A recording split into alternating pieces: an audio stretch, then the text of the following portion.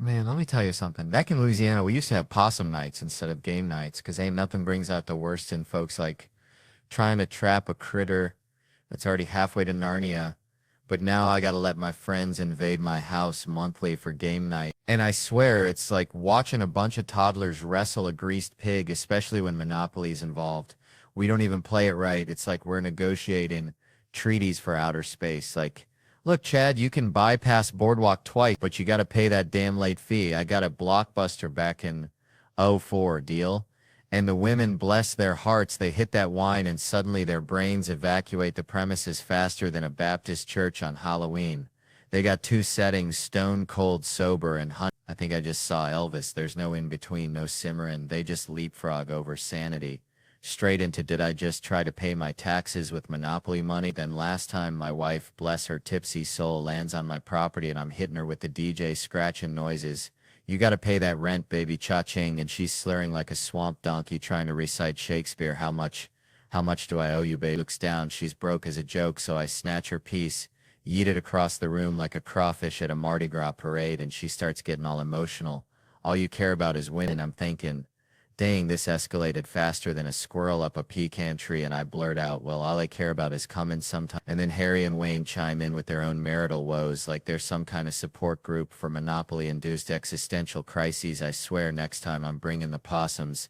All right, so picture this. I'm back in Tickfaw, Louisiana, right?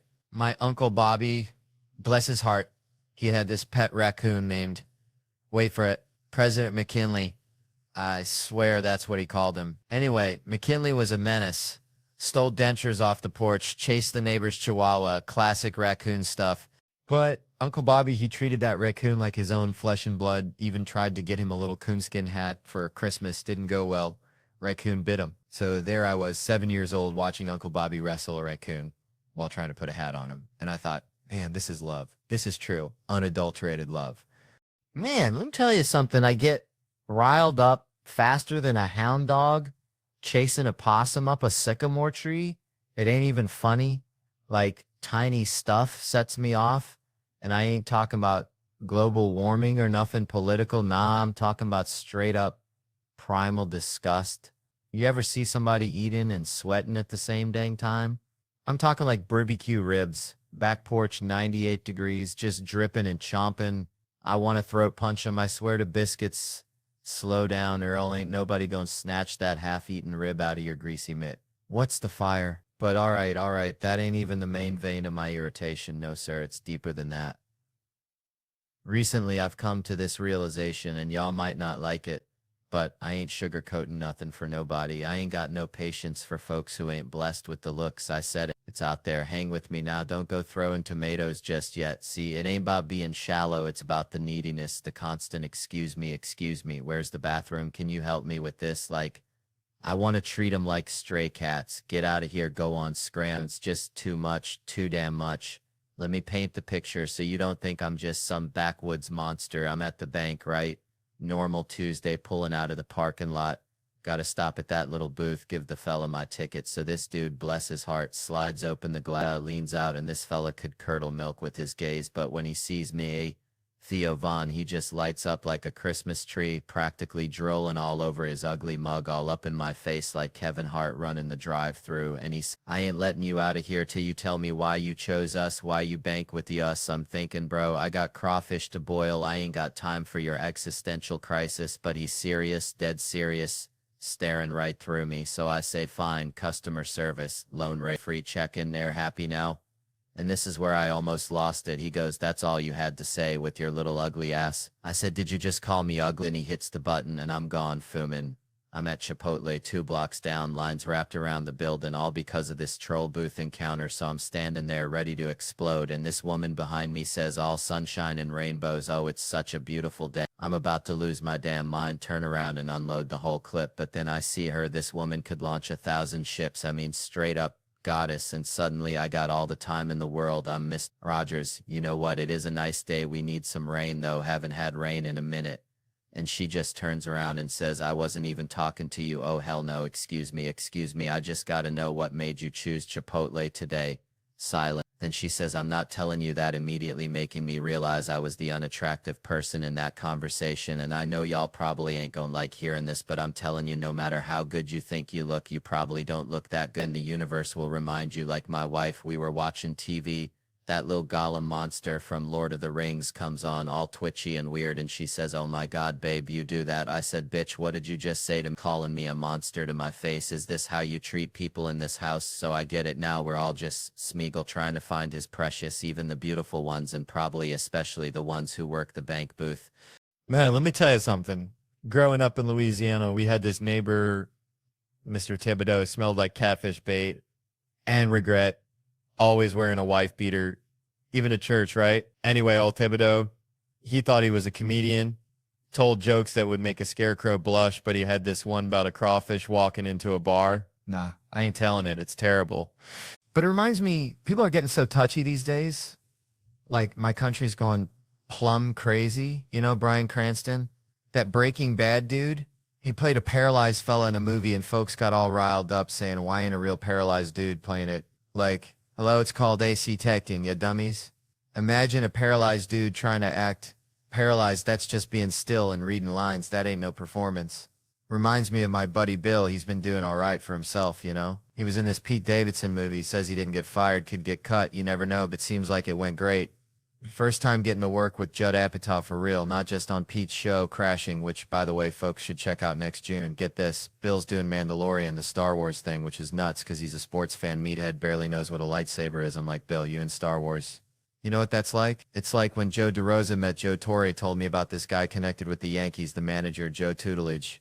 I corrected him, it's Torre, and he's all, is he a big guy? Does he make that face?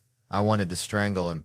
He just wanted to go buy vintage shirts, so I told Bill, this here payback for me meeting Joe Torre. Now he got to wear a spacesuit that probably smells like Wookiee armpits, says he can't say much about it, all that Netflix secrecy, but you can see the back of his bald head in the trailer for half a second. That's because his head is a helmet already.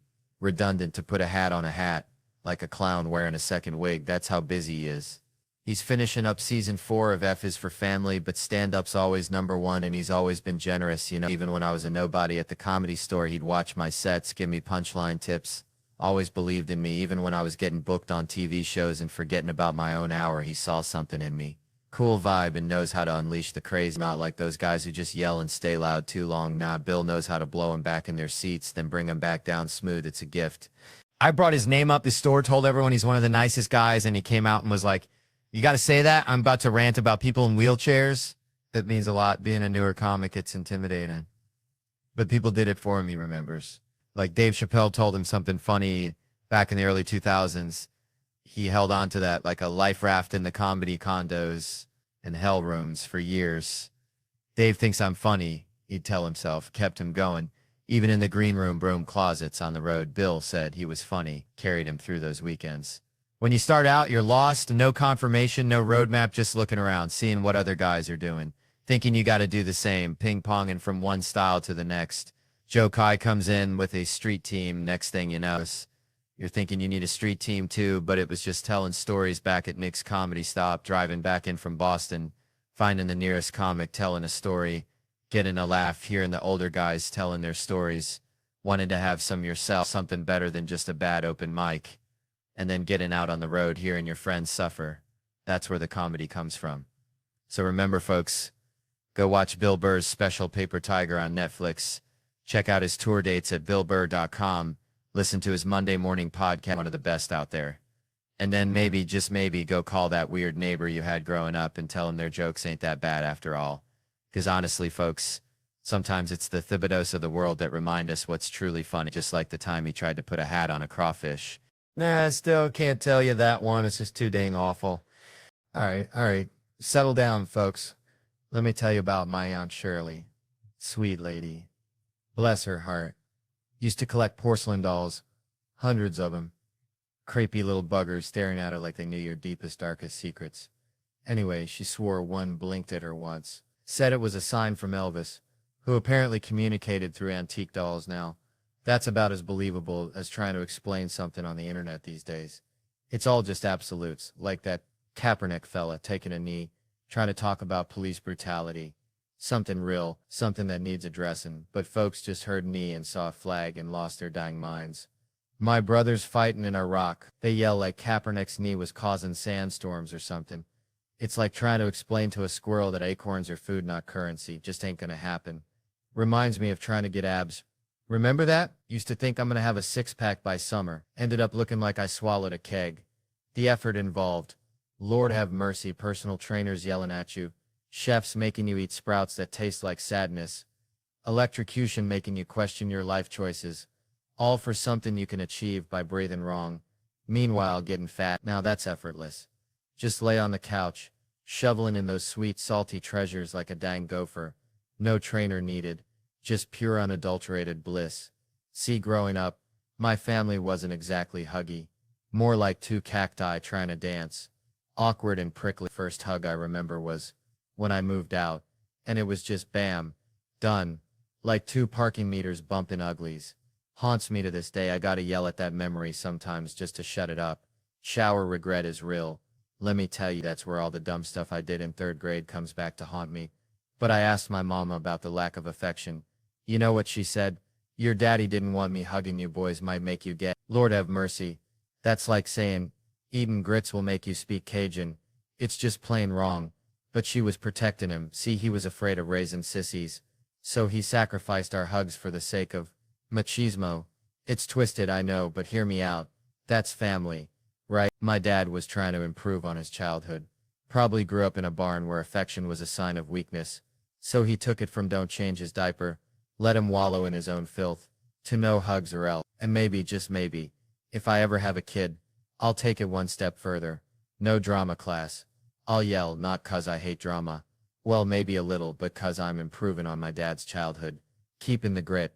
Tossing the hug phobia, you know? It's not homophobic, folks. Daddy issues. Manifested as a deep-seated fear of velvet costumes and interpretive dance. Unless we at Fame High School. Then throw cottage cheese at everybody. All right, so I went down to pick up my boomsticks, right? Two of them. Kind of like that time me and Earl tried to catch a greased pig at the county fair. Only way more Mars. Had a shotgun too, but busted it the first day. Bless its heart. Thought I was getting that ka-chunk model, the one like in them westerns, but the fella done sold me the punt. Like a disappointed fart, you know? So I get there, this dude Kevin looks like a librarian who wrestled gators in his spare time, tells me, Theo, brother, can't give you your pew-pews. I'm like, say what now, Kevin? He drops the bombshell, paperwork's all jacked up. Bills in your wife's name, trucks in the company's name, you're a ghost, son.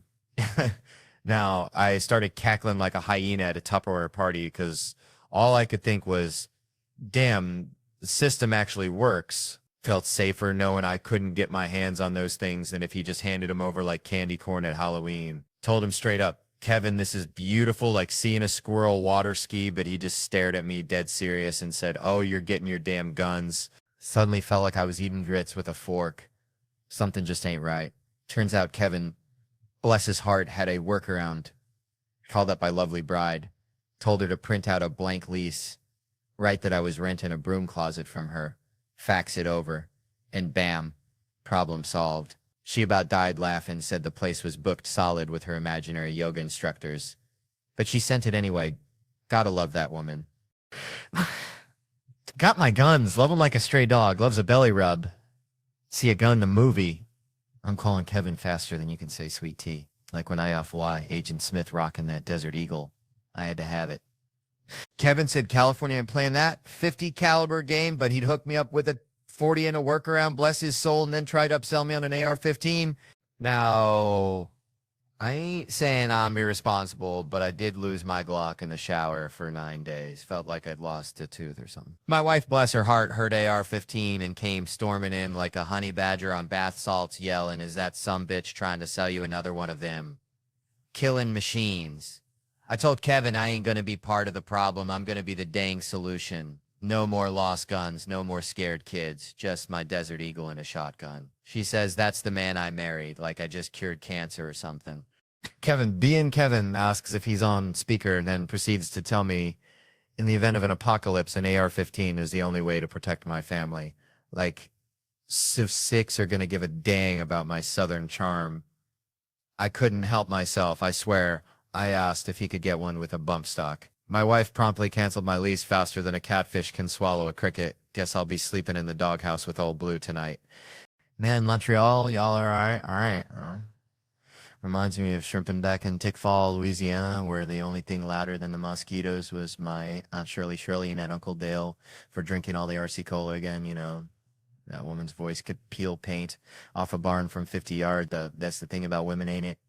Up close, whispering sweet nothings could launch 1,000 ships, but try hearing them at a football game. Sounds like two squirrels fighting over a dropped pickle. Now that brings me to this whole first lady business. See, my grandma used to say, a chicken ain't got no business in the hen house if it ain't laying no eggs. And I'm thinking these first ladies, bless their hearts, they ain't elected, they ain't paying the bills. So why they gotta be running their mouths like a hound dog chasing a mail truck? Like, if you hire a fella to fix your leaky faucet, and his wife, who ain't never held a wrench in her life, starts telling him to reroute the pipes through the attic, you gonna look at her sideways, right? Just 'cause you're married to the plumber don't make you a plumber. Now I'm hearing whispers about Hillary getting back in the game and scratching my head. How'd she become a senator anyway? Went straight from being the president's missus to sitting in Congress. Like she jumped the line at the crawfish boil. Should Tom Brady's wife be calling the plays for the Rams just 'cause she married a football player? Ain't no magic powers transferred through matrimony. This all started with Nancy Reagan, bless her soul, waving her bony finger and telling us to just say no, like we was all just waiting for permission to quit huffing paint thinner. Than Hillary with her health care plan. Michelle preaching on 60 Minutes, gotta give it to the Bushes though, they kept their women in line. Barbara was silent as a church mouse, and the other one, Paige or Bethany, something like that, I ain't even sure of her name, but had her on lockdown tighter than Fort Knox, made sure she smiled and nodded when he told a joke. Now I'm hearing folks say a woman president's gonna change things, but I ain't buying it. The president makes, what, 400 grand a year? Try telling that to a Wall Street banker with $100 million bonus. Ain't gonna make a lick of difference if they got a dick or a clam, black or white. Nothing's gonna change till somebody gets froggy and starts going full Rambo on those gated communities, taking out the folks pulling the strings. Until then, it's just gonna be a different pair of tits telling us the same old song and dance. I'm staying at a hotel here. Love hotels, feel safe, you know, lobby full of folks like a human shield if some axe murderer comes strolling. Hear the scream, got time to plan, barricade the door, turn on the shower, hide between the mattresses. Good old misdirection, used to stay in motels, now there's a recipe for a heart attack. Sleeping 2 feet from a door leading straight to the parking lot, any yahoo can kick it open, drag you out buck naked. Ain't nothing scarier than facing a chainsaw massacre in your underpants. You tell yourself you'll fight back, grab a lamp. But deep down, you know you'll just squeak like a chew toy and end up seeing nothing but carpet ceiling, looking back at your own pasty body anyway. This theater's alright. At least nobody said it's haunted. Every damn time you go to a theater, they gotta tell you about the ghost. Built-in 48 tribute to Rocket Richard. And we got a ghost named Michael. If you believe in ghosts past the age of 8, you're dumber than a box of rock. What's the end game for a ghost anyway? On a basement forever, waiting to spook the boiler repairman? If I was a ghost, I'd fly straight to the CIA headquarters. Sit in on meetings, go to the Super Bowl, find out what they're really saying in the HUD, and spend an eternity trying to scare an accountant into solving my murder. I'd be looking for that damn RC Cola. That's where the real secrets are. All right, folks. So I was down in Loringer, Louisiana, right? Place so small. The Walmart's got a drive-through window for your prescriptions and maybe some crawfish etouffee. Anyway, my buddy Dale, bless his heart, he's trying to name his kid and he's stuck. He wants something unique, something that'll make his kid stand out. I said, Dale, you name that kid Refrigerator, he's going to stand out. All right, stand out in the principal's office every dang day. But it got me thinking about names. See, like, how important is a name, really? This whole Emmy thing reminds me of it. This comedian, John Mulaney, right, wins an Emmy, which is like winning the Super Bowl for people who tell jokes instead of throwing balls. In some website deadline, they mess up his name. They call him Jew Open like he's a new medication for toe fungus or something. Reminds me of my Aunt Shirley. She's got every ailment known to man. She'd try anything with Jew in the name. Now, I know John, I've known him for a bit, and I can vouch he's a Mulaney, single L, folks. Messing up a name. It's like mispronouncing someone's gumbo recipe. It's just wrong, you know? And then they get another detail wrong. It's like adding pineapple to a chili. It just shouldn't happen. Like calling someone Mulvaney, it just feels wrong. Feels like something the New York Post would yell out with big bold letters right next to an expose of my big throbbing vein. It's almost like stealing a moment, right? John wins this Emmy, big deal. Then someone proposes. That's like ordering the only steak in a restaurant. Then when it comes out, they put a dang onion ring on it. I just hope John doesn't feel like some crawfish that just barely got pulled out the pot when the fire went out. Now I'm no expert on names. Hell, my own mama probably regrets what she named me, but I know a Mulaney when I see one. Sounds kind of like a brand of artisanal soap you buy in Brooklyn, to be honest. And messing up Mulaney, that's just Loranger level ignorance, and that's saying something. What is it with those coastal elites messing with people's name? I bet they think a boudin ball is a fancy dessert. Hey. Man, I remember back home, Shreveport, Louisiana. We had this cat, Cletus. It looked just like a possum wearing a MAGA hat. Always yelling about the government. Cletus, bless his heart, thought fluoride in the water was a conspiracy to turn us all into frogs. Frogs, I tell you. And it reminds me of something Shane Gillis said, right? Gillis, that's a name that rings like a rusty old church bell, you know? He had this joke darker than my mama's burnt gumbo about Trump getting shot. Now, I ain't wishing no harm on nobody, except maybe mosquitoes and telemarketers. But Gillis painted this picture, see, Trump standing there, mouth running faster than a coon dog after a squirrel, probably bragging about his golf score, then bam, out of nowhere, just goes, like a busted lawnmower. And that's the kind of humor that sticks to your ribs like gravy on a biscuit. It's wrong, but it's funny, like seeing a squirrel wearing underpants. But then Gillis, that wild card, throws Biden in the mix, saying he's so out of it. You could just walk up and boop, tap him on the nose, no security guard even bat an eye, just Mr. President, how the hell are you? Like, he's a stray dog you just met. It's like, dang, that's savage, almost like comparing a Ferrari to a horse-drawn buggy. Ain't saying it's right, ain't saying it's wrong, just saying it's something makes you think, makes you think about how weird this whole dang world is, kind of like seeing a cat driving a tractor, pure chaos. All right. Settle down now, you beautiful bunch of weirdos. Let me tell you something. Growing up in Louisiana, we had this neighbor, Mr. Thibodeau. God rest his soul. Looked like a thumb with eyebrows, I swear. This man, he only ate mayonnaise sandwiches every single day. Mayonnaise. Just mayonnaise. I asked him once, Mr. Thibodeau, why are you living like this? You're a human being, not a condiment factory. He just smiled, this little thumb man, and said, Theo, boy, you got to simplify. Life's complicated enough. Don't be adding no jelly to the equation. And that stuck with me like kudzu on a rusted out Ford pickup, Simplify. Which brings you to, well, everything really. See, people are out here complexifying everything. Take data privacy, for instance.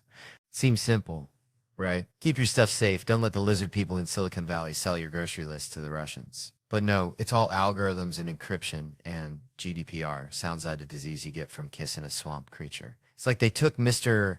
Thibodeau's mayonnaise sandwich and turned it into a 7-course meal with foam and microgreens. Nobody even knows what they're eating anymore. So we got these companies, it's collecting all this information. Every time you like a cat video, every time you Google how to remove a tick, they're tracking it, building a profile. It's like they're trying to build a perfect replica of your brain, but with more ads for foot fungus cream. And they say, oh, it's for a better user experience. Sure it is, just like when your grandma says she's pinching your cheeks because she loves you, but, she's just checking to see if you got enough meat on your bones. And then there's the government. They want to get in on the action, too, keeping us safe from terrorists, ninjas, the Amish mafia. Who knows? But the point is, everybody wants your data, and nobody's asking if you even want to share it. That's like showing up at a potluck with only a Tupperware full of your dirty laundry. Nobody asked for that, Brenda. So what do? Do we just throw our hands up and say, fine, take my soul? Amazon. So I'm already wearing your underwear anyway. No, that ain't the Cajun way. We got to be like that gator in the bayou, looking all slow and sleepy, but ready to snap your hand off if you get too close.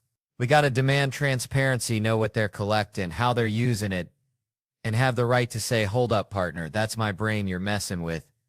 And it ain't got nothing you need unless you're looking for directions to the nearest crawfish boil. Because at the end of the day, your data is your data, just like your mayonnaise sandwich is your mayonnaise sandwich. Unless Mr. Thibodeau comes along and asks for a bite, then you just got to share because he might be a thumb with eyebrows, but he's still your neighbor, and that's just how we do these in Louisiana. All right, so I was back home in Louisiana, right, just the other day visiting my cousin Dale. Dale's got this pet raccoon named Ricky. And Ricky, I swear to God, he's got more self-awareness than half the people I went to high school with, including myself on Tuesdays. So Dale's trying to teach Ricky to play the harmonica, right? Harmonica, folks. This ain't no triangle. This is Louisiana blues we're talking about. And Ricky, bless his little bandit heart, he's just squeaking, sounding like a rusty gate, fighting a goose. But Dale's convinced he's about to unlock the secrets of the Delta. Anyway, watching Dale and Ricky got me thinking, about why we do things for ourselves, for other people, or maybe just to escape the sound of Ricky trying to play Amazing Grace. It was like this whole waxing thing. I mean, I don't get it, but I kind of do because it's like that needle, that anticipation, that little bit of trauma, and then bam, it's over. Kind of like watching Ricky play the harmonica, just a sudden burst of pain followed by a deep sense of relief. I saw this girl getting waxed, right? Talk about vulnerability, lying there naked, feeling like a crawfish at a boil, but she's doing it supposedly for the fellas, but let's be honest, it's for her, because feeling good, feeling clean, that's a feeling that's worth enduring the whole hairy situation, right? This one lady, Cindy, she reminds me of my grandma, always telling me things are going to be okay, even when a tornado's ripping through your double wide. She's getting the girl waxed, talking about all the trauma, like being naked around people is easy as pie, which it ain't, unless your pie is made of anxiety and existential dread. Now, I ain't judging, 'cause I've been there, I've felt that fear. But what really got me was the idea that this is what women go through all the time, the pain, the awkwardness, the vulnerability, just to maintain a certain standard. And for what? For some dude who probably can't even tell the difference between a waxed leg and a freshly mowed lawn. I tell you what, next girlfriend I have, she's getting a lifetime supply of wax on my dime because that's the least I can do for someone putting up with my Ricky harmonica impression. Man, I remember growing up back in Louisiana, we had this neighbor, Cletus. Bless his heart, he thought he was a professional frog giggler. I swear, wore camo overalls every Ben day, even to church, which, kind of makes sense because you're already halfway dressed for baptism, right? Anyway, Cletus was always going on about the greatest fears of frogs, like they were sitting around a lily pad confessional booth, spilling their guts. And that's kind of how this whole thing started. See, I was doing this special, right, with like 15 kids, little ankle biters between 8 and 13. And I thought it'd be hilarious to write jokes from their perspective. Like if a bunch of mini Maz were suddenly dropped into my life running around quoting Mitch Hedberg and trying to bum cigarettes. But my pal America Sawyer, who used to sling jokes at SNL, she was all about getting real, asking the hard questions, the kind of stuff that keeps you up at night. Like, is mayonnaise an instrument? Or why does the alphabet have to be in that order? So we figured, let's ask these kids what they're afraid of, expecting the usual boogeyman, maybe a rogue Tickle Me Elmo incident. But then, bam, they're talking about stuff way beyond their years, like climate change, societal collapse, and the existential dread of choosing the wrong TikTok filter, which, honestly, I understand. That shit's terrifying. I swear it was like eavesdropping on a tiny philosopher's convention. Suddenly, Cletus's frog fear theories didn't seem so far-fetched. One kid even said he was afraid of running out of V-Bucks. I swear to God, I almost choked on my LaCroix. It was like, these kids ain't scared of no tarantula. They're worried about digital apocalypses and the impending doom of dial-up internet coming back, which, I gotta admit, that's a legit fear. But then you see them all dressed up in their little suits and gowns at the premiere, demanding black tie like they're running the damn Met Gala, and you realize they're still kids, just with slightly more sophisticated anxieties. And then, of course, there's the Alanis Morissette cover, You Ought to Know, but just the appropriate parts, which, yeah, maybe my mistake for not realizing those parts might not be the best choice for a child to say, or that time when I was asking him to fill in the blank. America has a lot of work, and this kid, little Alex Bello, without missing a beat, says work to do, and you're like, damn, even the kids are woke now. I ain't got no kids myself, never wanted them, and I even had a whole conversation with these kids about it, explaining how I love my free time and my wife. And then the next day, my wife shows up on set, and this one girl, Camille, bless her heart, turns to me and asks, dead serious, does your wife know you don't want kids? And I'm like, well, shit, maybe Cletus was right. Sometimes the scariest monsters are the ones you ain't expecting.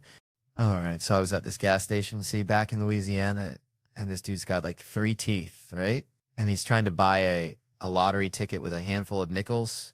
Probably found him in his truck's ashtray, which, let me tell you, is a biohazard zone down there, like a petri dish of regret and a stale beer. And he's arguing with the clerk, this sweet lady with a name tag that said Brenda, future cruise winner, about whether nickels count as legal tender. And I'm thinking, Brenda, just give the man his damn scratch off. It's Tuesday. Anyway, that whole scene just reminded me of this thing I was reading about abortion, right? Which sounds like a wild jump, but stick with me because it's kind of like trying to explain cryptocurrency to my grandma. She just looks at you like you're speaking in dolphin clicks, but it's all about control, see?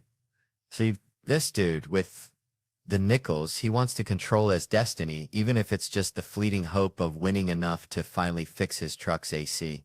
An abortion, it's about a woman controlling her own destiny, her own body, her own future Brenda Cruz winner situation, you know? It's about more than just the procedure itself. It's about the whole damn swamp of politics and religion and opinions that get slathered on it, like crawfishy toofy on a gas station hot dog. You got folks screaming about life, which I get it, life's precious, but so is freedom and choice and not having to name your baby Bubba Jr. the third.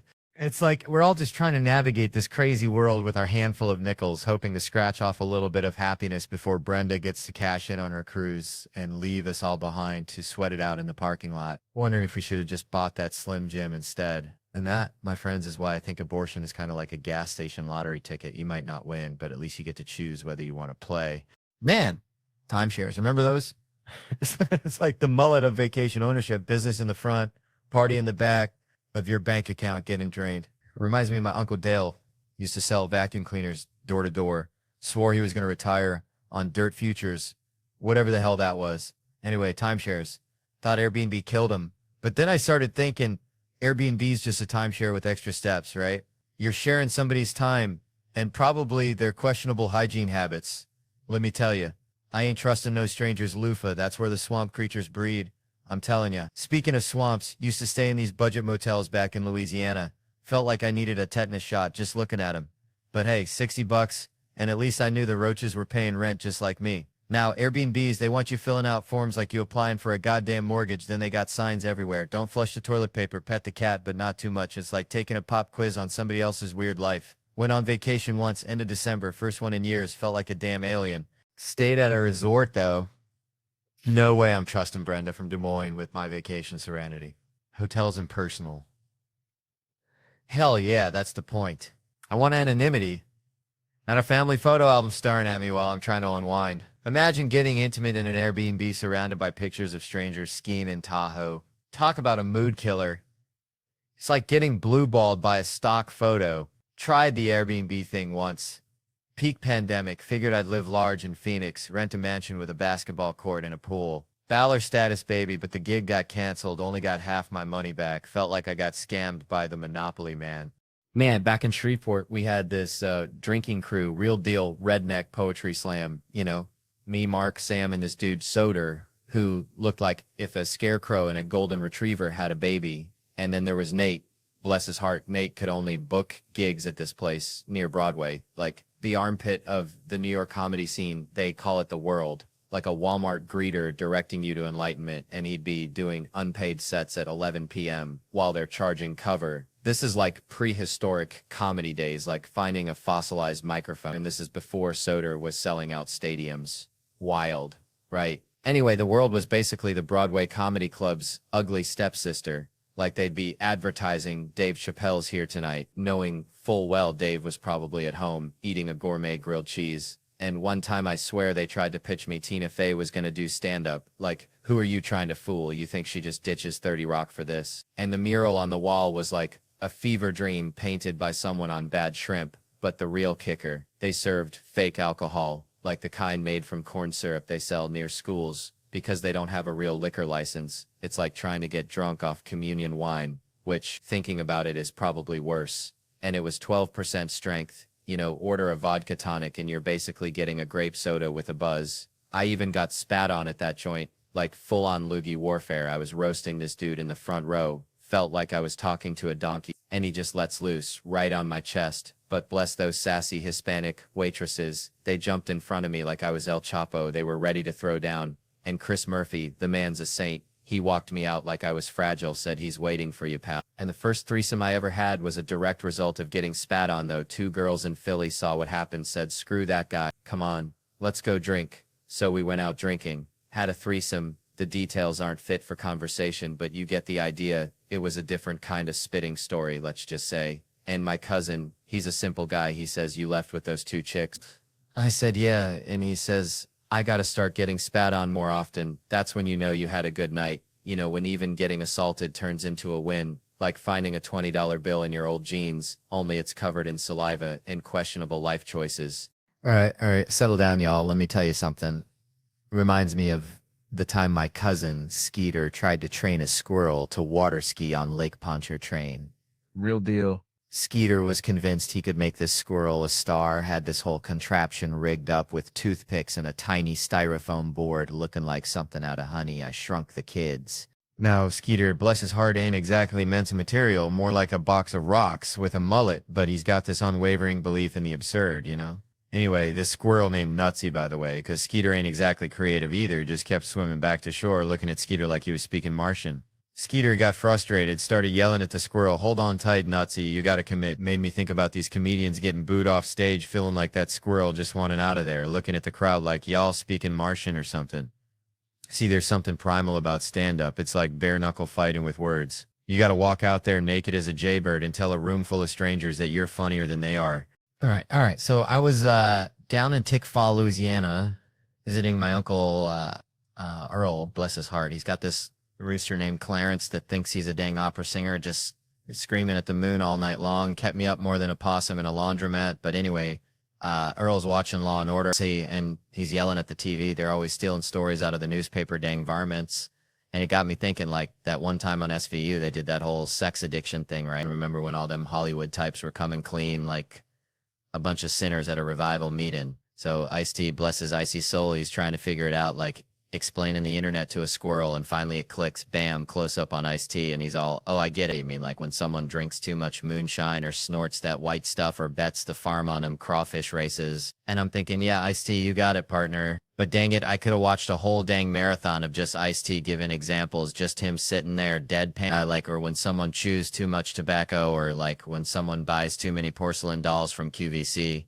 Or like when someone spends all day polishing their truck, or like when someone hoards too many ketchup packets from McDonald's, you know? Just going on and on, Fade to Black, created by Dick Wolf. Like, that's what addiction is, right? It's just Ice-T listing examples until the sun dies. Anyway, that reminds me of this time I saw a raccoon try to steal a whole bag of powdered donuts from a picnic table. He looked like he was going to explode, and I realized, man, sometimes we're all just raccoons, and those donuts is whatever thing we can't stop chasing in life, so cheers to the donuts, you know? I tell you what. A few weeks back, my email got ransacked at like a trailer park after a tornado, but it had this weird silver lining, you know?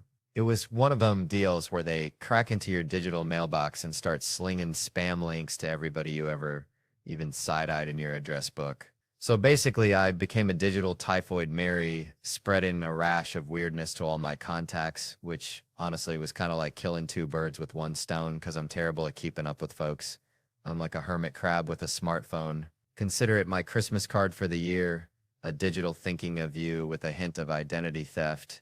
And then, bless their cotton socks, everybody emailed back to tell me I'd been hacked. It was like a digital baby shower, folks, crawling out of the woodwork to send their well wishes and warnings. Email viruses, man, they bring folks together in ways you wouldn't believe, like a potluck after a hurricane. And I get this, one fella I know, bless his heart, emails me back saying, I quote, "Hey, clicked on the link you sent. Don't want to buy any herbal Viagra." Dead serious, this ain't no comedian. I've known him 17 years. He's dumber than a box of hair. That's the long and short of it. So, a few things tickled me about this whole shebang. First off, who in the name of Dale Earnhardt still clicks on spam links?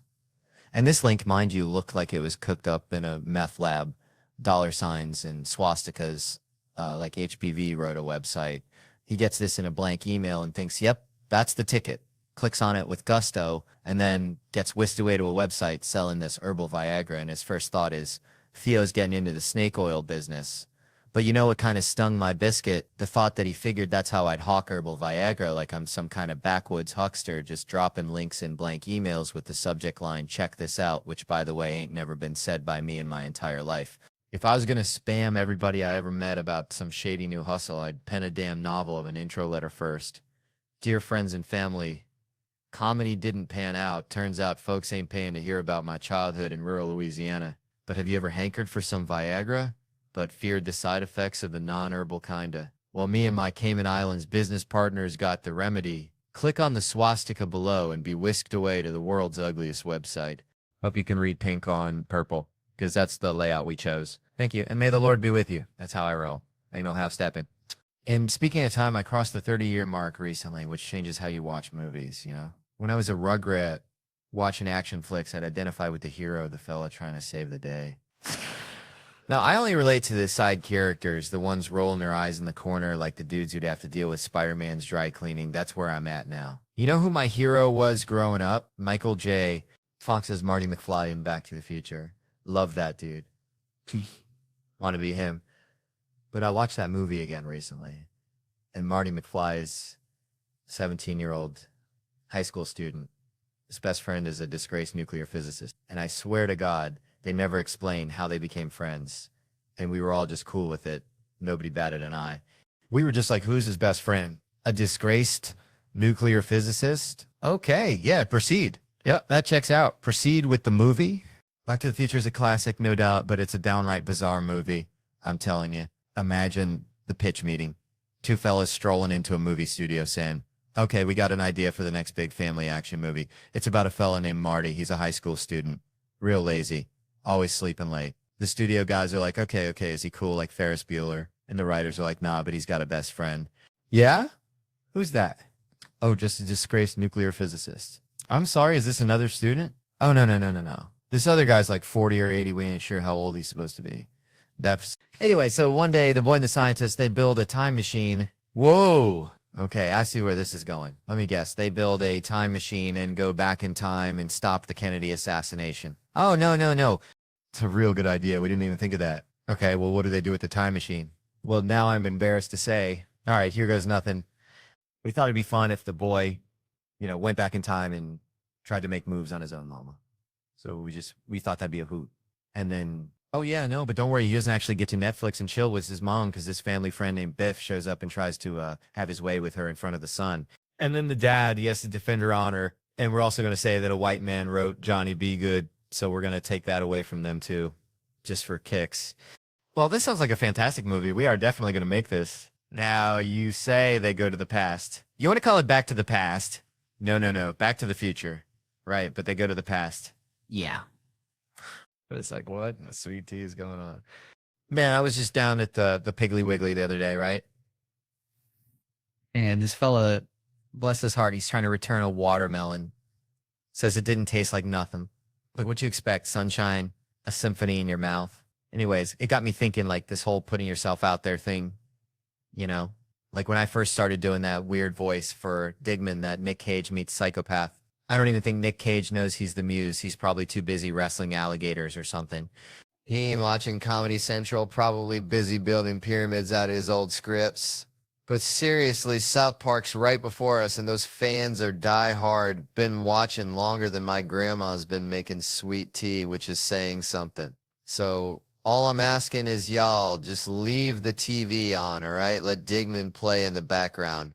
Man, let me tell you something. Growing up in Louisiana, we had this fella, Bobby Ray, could talk the chrome off a trailer hitch, bless his heart.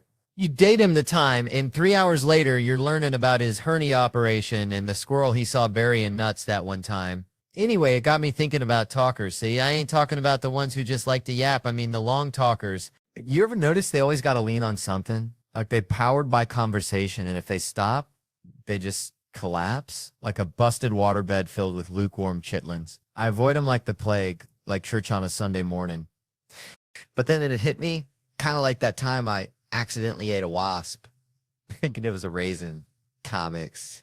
We're all kind of long talkers, ain't we? Especially when we go about our heroes. I was talking to Eddie Murphy once. Eddie Murphy, and I told him, Eddie, you're a big reason I'm up here sweating like a sinner in church. He just chuckled. That Eddie Murphy chuckle, and it made me think, what if I told people it was dice clay, the looks I would get? Anyway, I asked Eddie why he ain't been back on stage, Mets, and he said something that stuck with me. He said it's like cold water. So he set the bar so dang high. Expectations are like that time I saw a raccoon try to climb a greased telephone pole. Ain't happening. And it's true, We see these comics, these giants, cutting it up like a Thanksgiving turkey, and we think, how'd they get there? Probably crawled on their belly, one bad joke at a time. I had my lumps, let me tell you. Back when I was Jerry, age 22, 24, something like that, got a $25,000 deal.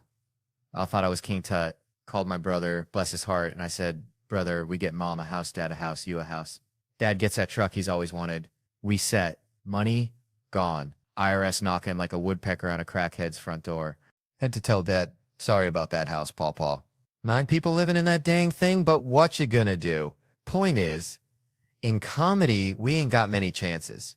That was grinding for 13 years, grinding like a stripper working off her student loans. In the last 4 or 5, been on the upswing. Reminds me of that musical, Little Shop of Horrors. TV's kind of like that plant, ain't it? One of us is getting eaten. Either you eat the box or the box eats you. That show was getting hungry, had to bounce. But, you know, that conversation with Eddie, good as it was, reminds me of the best conversation I ever had. Tad was with my dad ending to me why you had to do drugs. Said everybody was doing it, son. Your Aunt Brenda, your Uncle Earl, hearing him say that, seeing that truth in his eyes, that was something else. It was like watching a caterpillar turn into a rusty butterfly, a reminder that even in the darkest corners, there's a twisted kind of beauty like a possum wearing a tiny hat. All right. Settle down, y'all. Good to be here. Feeling good. Feeling real good. Almost 30, which, you know, it's a number, a big old juicy number. Feels like yesterday I was chasing fireflies in the Louisiana swamp. Bare feet, covered in mud, thinking quicksand was going to be the death of me. Seriously, you watch those cartoons, it's right up there with anvils falling from the sky and sticks of dynamite. I was more worried about quicksand than taxes. And now, never even seen it. Nobody calling me up saying, Theo, take the back roads, quicksand swallowed. It's like, where'd it go? Like my hairline vanished into the ether, but back then, the real threat, the thing that kept me up at night wasn't sinking in sand. It was people thinking I was Chinese. Let me tell you, this bowl cut and these squinty eyes, they screamed Kung Fu Kid louder than Bruce Lee on a karaoke night. Kids be calling me names, slurs I ain't even gonna repeat. Words I didn't even understand. I'm standing there like a confused possum in a headlight, 'cause I ain't Chinese. My family's about as Chinese as grits and gravy. The closest we get to Asia is taking our shoes off at the door, mostly just to keep the carpet clean after Mama's crawfish boil. But it was rough. It was real rough. I remember in 7th grade, we went to the symphony, and every time that big old gong went off, these savage little swamp creatures, they'd turn around and bow at me like I was some kind of emperor with a bad haircut. It was racist as hell, but also I gotta give them credit. The coordination was impressive. For a bunch of 13-year-olds fueled by Mountain Dew and Spite, it was a whole dang performance. Made me feel like I was in some twisted, low-budget racist Cirque du Soleil. But that's the past. We all say dumb stuff. I mean, look at TV. You can say anything on TV these days, especially on Law & Order SVU. They can't say the F word, but they can describe a crime scene with enough detail to make your stomach churn. Anal contusions this, cement and fecal matter in the ear canal that, and it's always Ice-T delivering the line. Ice-T, cop killer looking confused as ever, like he just walked in off the set of Colors. You mean this dude likes pigtails? Yeah, Ice, it's a pedophile. Welcome to the sex crimes unit. Grab a donut and try to keep up. It's like that time they tried to explain sex addiction to him. They're really trying, and Ice-T finally gets it. He's looking all serious, and he says, oh, I get it. You mean like when someone drinks too much or snorts cocaine or bets the house on the ponies? I almost choked on my water. I was praying they'd just let him keep going. Just name every vice he could think of. Or like when someone eats too much fried chicken, or watches too much reality TV, or collects porcelain dolls. Just fade out. Created by Dick Wolf. That's what I'm talking about. That's the kind of TV I want to see. So yeah, almost 30. Seen something, called some names, dodged the quicksand. Maybe it's time to start collecting porcelain dolls. Or maybe just keep watching Ice-T solve crimes. Either way, it's going to be one hell of a ride. Just try not to bet the house on the ponies, you know. Let me tell you something. Marriage, man, it's like finding that one crawfish in the boil that ain't spicy. Just pure sweet meat, you know? Because I used to be like a stray dog fighting for scraps of affection. Getting cheated on more times than a roulette wheel hits black. Changed my whole damn view of things. Used to watch America's Most Wanted as a kid thinking, how could someone kill another person? Then bam, infidelity hits, and I'm like, oh, I get it now. Not that I do it, but I understand the primal urge to protect what's yours. Kind of like how I feel about folks who've seen my junk or met my family. They know too much. Gotta go, vanish like a fart in the wind. That's just logic, folks. Pure survival instinct. Time, though, that's a whole nother beast, and I'm only 35. Practically a baby. But I've entered the gross phase, like a damp swamp cooler that leaks on your pants, always feeling slick like a dolphin. Especially the back of my britches. Sitting in restaurants, standing up, thinking I sat in something. Nope. Just swamp-ass courtesy of old Theo. Burping mid-sentence now, trying to muscle him down like a constipated bullfrog, loading up on bread and seltzer. feeling like the Goodyear blimp ready to take flight, then interrupting conversations about Italy with a kitchen run, asking if anyone needs a pause, hair sprouting on my shoulders like a damn Sasquatch, my wife rubbing him, singing Monkey, Monkey, Monkey Man under her breath. Something dredged up from the murky depths of her subconscious. Makes you wonder what your body is for anymore, just carting your head from room to room, still waiting to get big and strong, but it ain't happening. I'm like an old iPhone, just getting worse every year. Plus I overheat mid-afternoon for no damn reason. Getting grumpy's a real danger, especially when every new song is about tonight. Pure 19-year-old bull manure. I want to write songs called Tonight's No Good. About Wednesday, oh, you're in Dallas. Fine, let's just not see each other for 8 months, who cares? The biggest head-scratcher is how they used to scare the bejesus out of us about weed. Now it's legal in half the damn country, ain't that something? I got arrested with a one-hitter at a Rusted Root concert back in the day, barely got a slap on the wrist. Probably got an award for being the most country that week. It's like the government finally turned into cool parents saying, fine, take a little, just do it in the house, but everything's moving too fast, unreasonably so. Now ain't. The world's run by robots, and we spend all day providing proof we ain't one of them. Just to look at our own stuff. Gotta solve riddles like a digital sphinx. Prove you're not a robot. Look at these curvy letters. Harder than usual, right? No robot could read these. Is it an E or a th? Your guess is as good as mine. Bucko, gotta pass the password puzzles. Solve the robot test. Then comes the question no robot could ever answer. Which of these pictures does not have a stop sign? What in the hell are we doing, folks? Spending our days providing proof to a damn computer and it's doing nothing for our health. I was at this Cracker Barrel down in Tickfall, Louisiana, right? Getting me some chicken and dumplings, you know, the real kind that'll clog your arteries faster than a 99 Ford pickup truck with a busted oil pan. And this dude, he's straight up sawing logs in the middle of the show. Just flat out knocked. Drool and all. I'm thinking, man, I can't even sleep at home. Got this $300 pillow that feels like a brick. And this fella's out cold in a public theater. Like he's in his own personal sensory deprivation tank sponsored by NyQuil. Reminds me of my uncle, Earl. He used to fall asleep during Thanksgiving dinner face first in the cranberry sauce. Anyway, nobody touching him. No, sir, not on my watch. Louis C.K. probably wish he could be here to shine to see how he can get away with something on the borderline, but not fully illegal. But the dude, Miguel's his name, 25 years old, working construction. Now, usually that's where I'd launch into the old Mexicans taking our jobs routine, but then I find out he's working in the office construction. I never heard that. That makes him getting replaced by a Chinese or a robot, just straight up AI taking over the whole damn operation. But his boys, they covered for him. Said he was up all night arguing with his girlfriend, probably about some high-stakes Scrabble match or who gets to pick the next song on the jukebox. He bought his ticket himself and he is using it. You know, I haven't slept like that since I was a kid. And the only way I could do that was by going to the church on Sunday. And I know the dude shit in the stalls without any worry.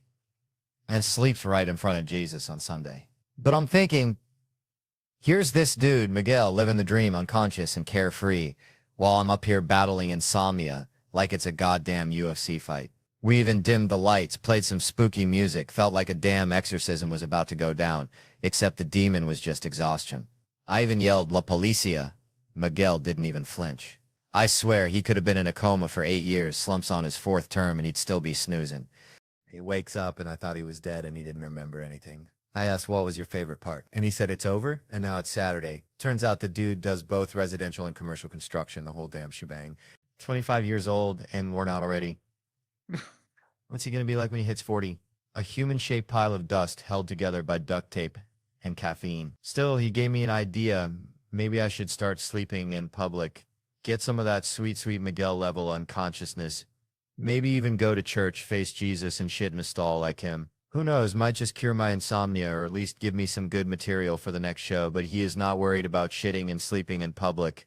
So there I was, back in Louisiana, right? And my buddy Dale, bless his heart, he's got this theory about lubes. You see, he reckons women got a secret stash. Squirrel hiding nuts for winter, but it's KY jelly, man, just waiting for the opportune moment to unleash it. Sneaky like a gator in the swamp, and it all ties into this whole nasty thing, because Dale says women got this unlimited supply of it, like bottomless crawfish etouffee, but men were running on fumes, you dig? We start out all fired up, thinking we're going to reinvent the wheel and maybe even mount a brick on the gas pedal and let the car ghost ride while we're out there buck naked, just pure unadulterated Louisiana crazy. But then reality hits like a mosquito the size of a damn hummingbird, and suddenly we're reaching for the blow dryer, trying to figure out how to spice things up because the imagination wells run dry, emptier than a church on Saturday night, and you're thinking, Lord, maybe the cat and the dog can settle this argument because that's how far gone we get, just grasping at straws, you feel me? Which brings me to this whole double date thing. See, it's a competition, plain and simple, like two roosters in a chicken coop, one little kiss and bam, it's on. She's looking at you like you owe her a damn diamond ring. And the only way to win is to go full tilt boogie, which, let's be honest, ain't always the best course of action, because women, they talk, they share, they dissect. It's like a goddamn autopsy on your relationship, and next thing you know, at least I don't eat ass is flying across the table like a stray firework, and you're sitting there with the U8 ass face contemplating your life choices, wondering how you ended up in this godforsaken mess, wishing you could just disappear into the nearest plate of jambalaya. And then there's Ray, bless his heart, always with the damn resume. I got 3 movies coming out, they all hot, like I give a damn what time it is, D. Ray, I just want to know the time. And then Harry, man, don't even get me started on Harry. He's got more tats than teeth and a whole lot of attitude, telling people not to touch him unless they want to see his other 6 tattoos that represent, I'm not going to say what, but let's just say it involves a dirt nap. All this just to tell you, even though I'm like a Kevin Hart of the South, there is always someone who believes he has more bodies ready to get stacked. So just remember to be kind and tell the crazy man he's looking good, and then slowly back away. Oh, and hide your ass. All right, so let me tell y'all something. Back in Louisiana, we had this one rooster, okay? Real mean fella. Name him Dr. Phil, because he'd peck at you and then act like he was giving you advice. He didn't ask for, you know? Anyway, it reminds me, I went to the doctor the other day just for a checkup, figuring I'd get the usual, you're fine, except maybe lay off the boudin. But this ain't no regular doctor. This dude's like if Dr. Phil. The rooster went to medical school and failed out, but they still gave him a lab coat. Hey, I'm talking, walked in, didn't say howdy, didn't say bless your heart, just pointed at my head and says, you want something for that hair? Like I'm growing a chia pet on my scalp that nobody told me was dying. Then slams my chart open, makes this whoosh sound like he just opened the gates of hell, and goes, wow, like I just confessed to eating a whole family-sized bag of Doritos in one sit-in, which, all right, maybe I did, but that's between me and the good Lord. Then he's all 200, not exactly weight loss, like I'm trying out for the goddamn Olympics of skinny. I mean, I'm a huggable fella. All right. So then he starts on my blood work, says my muscle enzymes are through the roof. And I'm thinking, hell yeah, I'm strong as a gator wrestling a pickup truck, but he tells me that's bad. Only explanations are Olympic athlete or a cocaine addict. Now, I ain't never touched the devil's dandruff, but this fella looks at me like I'm Tony Montana in overalls, and when the nurse chimes in suggesting marathons, he just looks at me up and down like I'm a busted lawnmower, no sympathy. I swear I felt like a prize pig at the state fair, just waiting to get judged. Then out of nowhere, he asks if I'm married, and when I say yes, he's all to a guy. Like I gotta explain my love life to this dude poking and prodding at me, writes gay on my chart. I mean, what in the sweet tea hell is going on? My wife asked if I'll go back. I said absolutely. He's the funniest doctor I've ever met. I mean, I just have to go back and show him my real muscle, the one that opens a jar of pickles after 3 days in the fridge. Man, reminds me of when I was a kid back in Louisiana. I used to trap muskrats with my cousin, Bobby Lee. He always had the craziest ideas, like one time he thought he could train him to fetch beer from the fridge. Didn't work out, but it always felt like we were Chip and Dale, just trying to survive in the swamp, you know? Speaking of Chip and Dale, that reminds me of bathrooms, and I gotta tell you, I had a toilet flush in my house yesterday. Sounded like someone was singing Happy Birthday. I swear I thought a ghost was throwing a party in the pipes. It was spooky, I tell you, but not as spooky as having to tell your date that the only way out of the bathroom is through the... Well, you get the picture, right? It's like that scene in Rescue Rangers where they gotta go down the toilet. Live a little, they say, and you know, sometimes life's like that. You gotta just jump in the porcelain. Metaphorically speaking, of course, like how Disney's premiere is next door and they're inviting everyone. Which is just like Bobby Lee inviting all the raccoons to our crawfish boil. Utter chaos. Anyway, Chip and Dale Rescue Rangers, Disney Plus, Friday, no theaters. Which is a real shame, because imagine watching that on the big screen. Feels a little like watching it in a bathroom. Kinda immersive, right?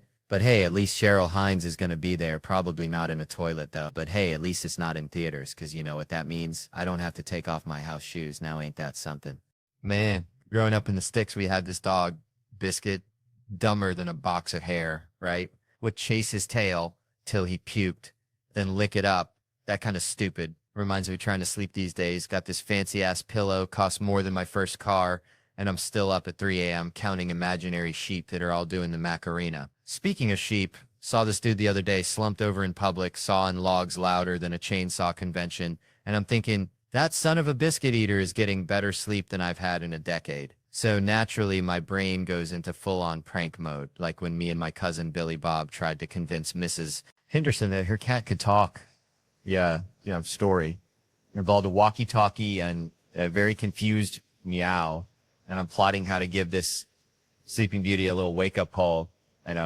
Nothing mean, just a touch of country justice. I'm thinking, let's get a spotlight on him, real subtle, like he's about to get abducted by aliens, or maybe sing him a lullaby, but like a death metal lullaby. Then my buddy Joe's over there, bless his heart, trying to figure out the light switches like he's defusing a bomb, and I'm over here praying nobody pulls a fast one, because Lord knows there's always one character who's about to pickpocket somebody.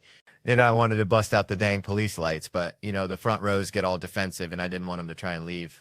I mean, this guy was out cold. I'm hollering his name like I'm summoning a demon, Miguel, La Policia, and nothing, not a twitch. Which leads me to believe one of two things. Either he's a professional napper who could sleep through a hurricane, or he's actually dead, and I'm about to become a suspect in the most bizarre murder case since that time my Uncle Earl tried to poison a squirrel with moonshine. Maybe I should just leave him there, let him wake up and deal with the mystery like a modern-day Rip Van Winkle, only instead of a beard, he's got a serious case of drool. All right. So, listen, I was back home in Louisiana last summer, right? Visiting my mama, bless her heart. She's got this Chihuahua named Killer. Thinks he's a dang Rottweiler. Always nipping at my ankles. Makes you want to punt him into next Tuesday. Anyway, Mama's watching this award show, and they're giving some dude an award. I think it was for selling insurance or something, but it got me thinking about Kevin Hart. Yeah, Kevin Hart. That little dude with the big heart. Ain't that a country song title? Wait, what was I saying? Oh yeah, Kevin. See, there's guys out there like Jerry Seinfeld. Great dudes, funny as all get out, wearing the crown of comedy, and let me tell you, that crown ain't no Burger King paper hat. It's heavy, man, like Mama's cast iron skillet after she's cooked a whole mess of catfish, But Kevin, he wears it like a ball cap backwards, like he's still running the bases. And that dude, he's sold 500 million tickets. That's more than people at a Walmart on Black Friday. I tell you what, that's biblical. That's Noah's Ark full of people watching him. And I check, because that's how I do. I get my facts straight like a Baptist preacher, and he ain't just funny. He's a good dude, helps people out, goes back to Philly, which, let's be honest, takes guts. It's like wrestling a gator, but he does it, and he probably feels like trash sometimes. We all do. Like that time I ate a whole bag of gas station sushi, but you'd never know it. Never see him fate. See, I wish he was there when I got my dang trophy. He's one of the greatest men I've ever met. It's like, I'm honored to know him, like meeting Dolly Parton, only funnier and with better abs, probably. And that's the truth. Even if it is like a fever dream after a crawfish boil. All right, so I was down in Loringer, Louisiana, see, back when the only thing hotter than the humidity was my aunt Shirley's perm after bingo night. And I swear we had this neighbor, Earlick, who claimed he could talk to squirrels, like full-on conversations. And Earl, bless his heart, he ran a boat cleaning business, but only in Tampa, Florida, because he said the squirrels there gave him the best business leads, which, now that I think about it, might be as believable as cleaning boats in Tampa, but hey, at least it ain't as crazy as my buddy over here selling serial killer tour maps. Like, here's where Dahmer got his dry cleaning done. Real dark tourist stuff, Speaking of dark, my other buddy here reminds me of Gerard Depardieu. Like, the man could be wrestling a bear while eating a wheel of brie, just living life to the fullest. Which brings me to the point. See, if these two fellas were going to get their lives told in a movie, it'd be like casting Zac Efron as one of them, all chiseled and ready to rise, and Ethan Suplee as the other, kind of mirroring their style, yeah. Now back when Ethan Suplee was still in his prime, before all the weight loss, before he could show off his shoulders on Baywatch. And let me tell you, these boys here, their lives, it's like a breakfast of champions, all right? More like coffee, burger, powerlifting, pizza, coffee, chicken wings, and podcasts, Italian food and edibles, and never-ending edible sleep, a breakfast sandwich versus an Italian turkey with extra meat, like spicy Italian at Subway, but with turkey and ham. You know, put these fellas in a horror movie, it'd be all suck and stick or scream and run. But honestly, they do the opposite of what they're told, screaming as loud as possible, running like hell until it starts attacking and the other one is there. That it's, you know what? That's how it would go, I promise. If we raided their fridge right now, we'd find mayo, Kool-Aid, and Diet Coke, pizza, beer, and Diet Coke, a whole damn ecosystem of questionable choices. And who'd be the first to take a sip? Definitely me. I'd be like, there's got to be some alcohol in this, right? Hey, have you had a drink? Let me drink your piss. I hope you learned something about the power of friendship, because we sure did. And you can find my wilderness antics on Netflix. The Cabin. All right, so next time you and your friends are in the woods just trying to chill, remember, if you happen across a bunch of pissed off squirrels, there is definitely an Earl nearby. Man, growing up in Louisiana, we had this neighbor, Mr. Thibodeau, smelled perpetually like boiled crawfish and regret. Always wore a wife beater 3 sizes too small. You know, the kind that showed off his pecs, if you could call them that. More like deflated whoopee cushions. And he was obsessed with this one thing, figuring out which character he was in the Dukes of Hazzard. Like, was he Bo, Luke, maybe even Roscoe P. Coltrane chasing those boys down, right? And they got me thinking, see, now folks are at home binge watching these Real Housewives shows. Like my buddy Mulaney here, bless his heart, he's deep into the New York chapter. And he's trying to figure out where he'd fit in, what kind of drama he'd stir up, but it's like, nobody on those shows ever apologizes, you know? It's like, if I told Seth here he looked like a scarecrow stuffed with dryer lint, showed to events like a lovesick golden retriever, he's going to be hot. And I'd just be like, hey, let's put this behind us, you feel me? We good? And give him one of those shoulder hugs where you barely make contact. That's how them housewives do it, and it's wild because they're all so aware they're on TV. Like back in 2009, they'd be filming near like 1st and 70th, and they'd be arguing, right? And one lady'd be all, I don't want to share that. And then the other ones be like, girl, we're on a reality show. Spill the sweet tea. And they got skinny girl margarita signs everywhere because they're all marketing themselves like performing monkeys in a tiny hat, which is kind of genius, right? Because you got to respect the hustle, but it also makes you wonder what parts of their lives are real and what parts are just a performance for the camera. You know, like, is that genuine outrage or is it just them practicing their Emmy Award acceptance speech in the mirror? Because either way, it's getting views and making money. So maybe Mr. Thibodeau was right. Maybe we're all just characters in somebody else's reality show, just trying to figure out our lines and hoping we don't get canceled or worse, become a meme, which at least he never smelled like boiled crawfish most. All right. Settle down, y'all. Let me tell you something. Grew up in a town so small. The high school mascot was a question mark. Seriously, just a big old question mark on the field. People were confused. Even the cheerleaders were like, what are we cheering for? Uncertainty. It reminds me of this time my buddy Earl, bless his heart, tried to impress this girl by saying he was film Wedding Ring or 2 before the first one even hit theaters. Like telling people you already got a platinum membership to Beyonce's Beehive plus a +1 with Lamar Odom.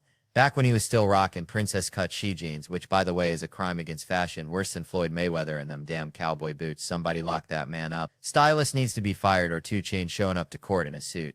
Some things are just inherently wrong, like my Aunt Brenda's attempt to get on a reality show called Straight from the Heart, pushing past me like a damn offensive lineman to get in front of the camera, saying hi from the heart while I'm trying to explain the earth is not flat. But somehow Rihanna getting kicked off Instagram for too much skin is somehow supposed to be acceptable. That's like banishing Waffle House from World Star Hip Hop. Ruins the whole damn site, but honestly, I'd pay $1 million just to see her. Well, you know, again, for the first time, but also knowing it's still Rihanna. So that brings me back to these co-stars I've been working with over the years. All of them except The Rock, that is, and The Rock hasn't helped one damn bit.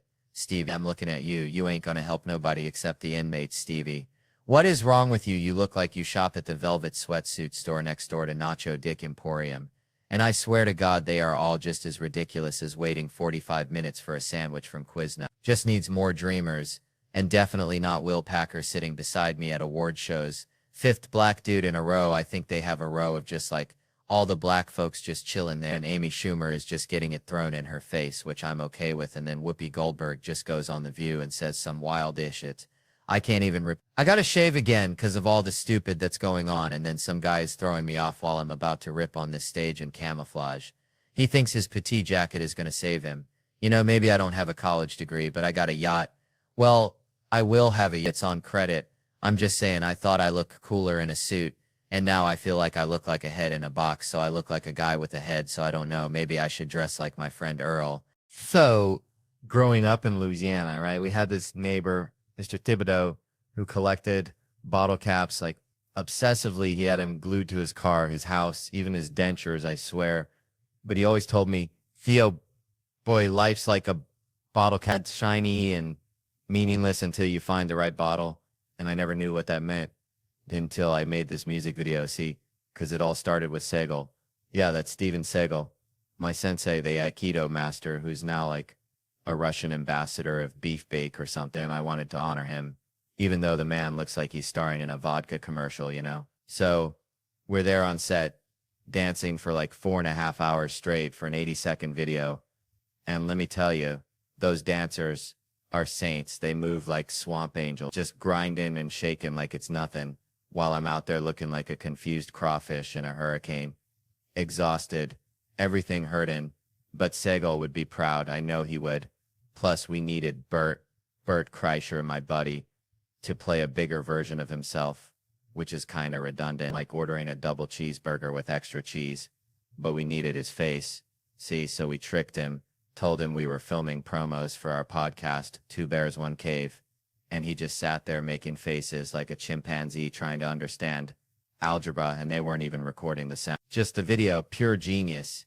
He's like a golden retriever, just happy to be involved, until he figured it out on the podcast. Pure gold. That moment was better than finding a 20 in your winter coat. But then came the fun part, killing Bert. And that wasn't even my idea. That was Rami, my director. He's like the Tarantino of comedy videos. He's like, why don't you stab him? And I'm all in. Then it escalated. Stab, handgun, shotgun, machine gun. I'm feeling like I'm in a Rambo movie directed by Mr. Rogers. And I swear, I'm not a violent person. I just love a good visual gag. You know, afterward, everyone was asking Theo, how much did this cost? Like I'm freaking Elon Musk with a crawfish accent. But Rami hooked me up friend rates. He's a real one. So it wasn't 6-figure, but it was more than Bert's therapy bill. I'll tell you that much. And to Bert, I gotta say I love you, man. It was fun, but let's be real, I can run faster, jump higher, I'm stronger, like a genetically modified otter. So, next time bring your A game. Or maybe just bring some bottle caps, Mr. So, Thibodeau would be proud. He'd probably glue him to a coffin or something. All right. So check this out. Reminds me of my cousin Billy Ray, bless his heart, used to say just turned sweet 16 about his prize-winning hog at the county fair. Now Billy Ray, he wasn't the sharpest tool in the shed. Kind of like this fella right here, mentioning the girl's age, like it's a limited time offer at Arby's, which brings me to this whole age thing in life. How everyone's always got an expiration date slapped on him, especially in this business. You get past 30 and suddenly you're antique furniture. Got to dust yourself off before every gig, you know? Like I was talking to my buddy Earl the other day. Earl swears he's Benjamin Buttoning. Getting younger every year, says he started using this snake oil from a traveling salesman. Smells like old gym socks and regret, but Earl, he's convinced it's the fountain of youth, which is probably what this young fella thinks he's got with the fresh out the oven girlfriend. Forgetting that life's a microwave, and sooner or later, everything gets reheated and ends up tasting kind of rubbery, just like Earl's snake oil. Promise, honestly, probably most of our dating lives. All ending up with us wondering if maybe we should have just stuck with the hog at the county fair. Least then you know what you're getting. You know, maybe just stick with the mac and cheese and avoid the trouble altogether. All right, folks, let me tell you something. Growing up back in Louisiana, we had this rooster, right? Meanest son of a gun you ever did see. Named him secretary because he pecked at everything.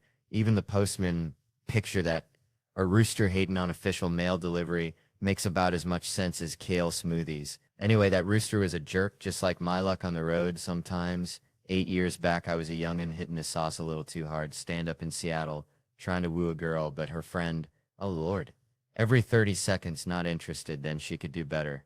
Escalating like a bad banjo solo until she drops the bomb. You're very unattractive, and me drunk, I blurt out, get some more Botox, you lizard. Feel bad about that now. Real bad, although truth be told in the moment, nailed it like shooting a crawdad in a barrel. But she got furious. Or at least I think she did. Botox makes it hard to tell. You know? Then her boyfriend pops me one, deserved it, she was his lizard. And I respected the loyalty. Like a hound dog sticking with its owner even if the owner's wearing Crocs, foreshadowing though. A month later, Cleveland, Ohio, LeBron had just left.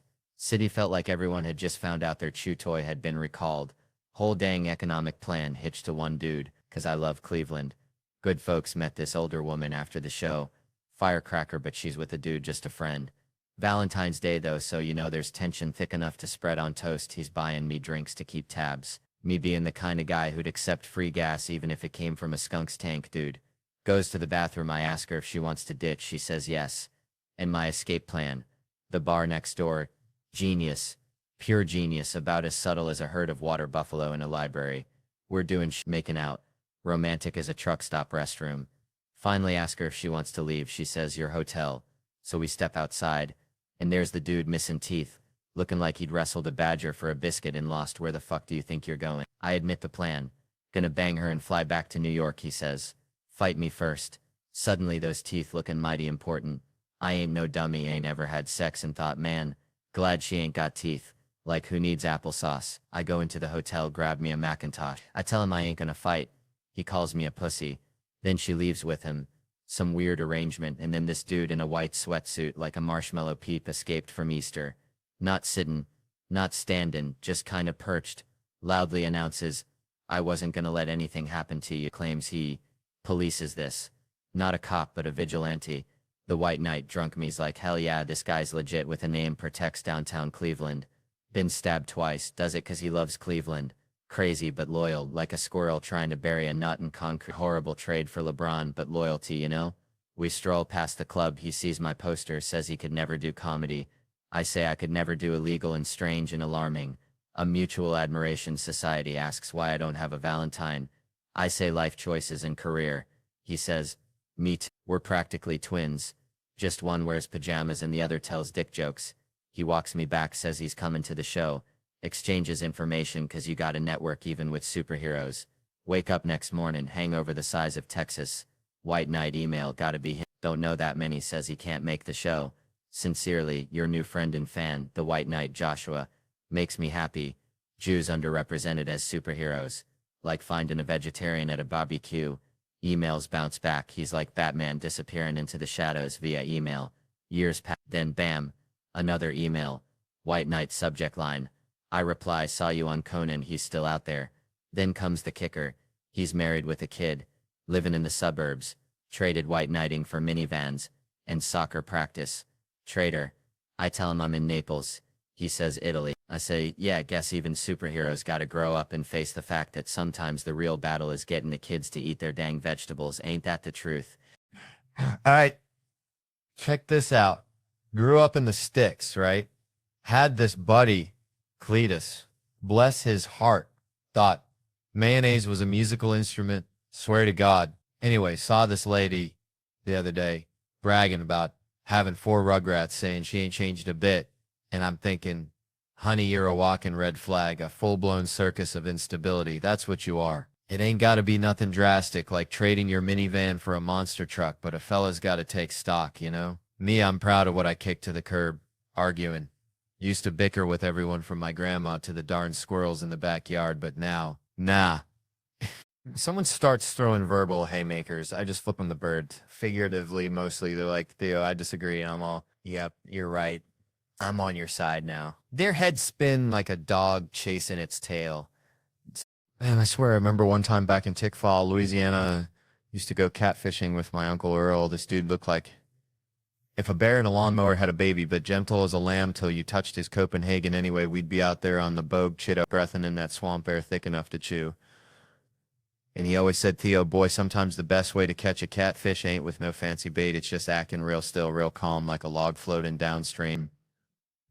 Now, that ain't got nothing to do with cops, but bear with me, because one time Got pulled over outside Baton Rouge. Felt like I was in a dang aquarium with that flashlight blazing in my eyes. Cop comes up looking like he swallowed a lemon whole. Sir, you know why I pulled you over? And I remembered Uncle Earl's catfish wisdom, so I took a deep breath like I was smelling honeysuckle on a summer morning, stared straight ahead like I was looking into the dang future. Let him ask again, sir, do you know why I pulled you over? And this is where it gets real. Tick for real, Uncle Earl. I put my finger to his lips, gentle as a butterfly landing on a magnolia. Shh, I said like I was telling a baby robin to hush. Then I ain't even lying. Stroked his mustache, just a little tap, tap, tap, like playing a tiny piano on his face. And then, brother, I just eased on down the road, left him standing there looking like he'd just seen Bigfoot riding a uniskull. I'm telling you. Sometimes treating a cop like a catfish is the dang answer. Now, I ain't saying it's legal, but I'm saying Uncle Earl would be proud, real proud. Man, I swear, growing up in Louisiana, we had this one dude, Cletus, looked like a thumb with a mullet, always trying to sell me fireworks he found behind the Piggly Wiggly, and it reminds me of trying to do comedy in Brooklyn. I did a black room, right? Thought I was woke, wasn't going to do the white guy thing, be myself. Lasted 3 minutes, man. 3 minutes before I was bombing worse than a flock of pigeons in a park fountain. Someone told me I had to go in there severely autistic or talk about Pokemon. Like, what the heck is that? Because apparently black people love Japanese cartoons like more than a possum loves roadkill. Didn't know that. Had zero clue. Thought they were busy building pyramids or something. Speaking of clueless, remind me of prison. It's so wild in there, man. Can I just visit people in prison and tell them I love Japanese cartoons? Do I have to know them? Because I feel like if you go in there and shout Tyrone, you're all right. Like 80% of the inmates will be happy to see you. Reminds me of back when we used to ding-dong ditch the town church. All right, folks, so there was this dude, right? Always late. Like, consistently late. The kind of late that makes you think he's got a side hustle as a time traveler messing with the Cretaceous period. And we'd be on his case. Even when he was pushing 40, he'd blame the traffic, which, come on, traffic's just God's way of saying slow down. Enjoy the scenery, maybe find a possum to befriend. But nah, this fellow was traffic's nemesis, always battling the asphalt demons. And it got me thinking, it's tough asking someone to admit their flaws. Like, imagine my funeral, all sunshine and rainbows. Not a single mention of my rotten prince tendencies, which, let's be honest, I could be a real dillweed sometimes. Not intentionally, mind you, but like a puppy with a chainsaw, all enthusiasm and accidental carnage. And you're probably thinking, Theo, were you secretly mad when I called you out? Nah, man, I appreciate the honesty, like a good back scratch on a sunburn. It hurts so good. And I know, sometimes I was holding in a full-blown toddler tantrum during the show, but hey, sleep deprivation's a torture method for a reason. It turns you into a grumpy raccoon hoarding shiny objects. And I gotta give it to you, you had this zen-like ability to just chill, even when I was being a grade-A knucklehead, which made me wonder, were other folks mad at me too? It's the not knowing that kills you, like being stuck in a room full of mannequins. Are they judging me? Are they planning a revolt? Who the heck knows? But that restraint, that poker face, it's a superpower, useful for business negotiations or poker, which, let's be real, I'd be terrible at. I'd be like a toddler playing with dynamite. All clueless enthusiasm, showing my hand with every goofy grin. But my dad, bless his heart, gave me the best advice for dealing with those situations. He said, son, if you don't like what someone's saying, just shut your trap, let them talk in absolute silence.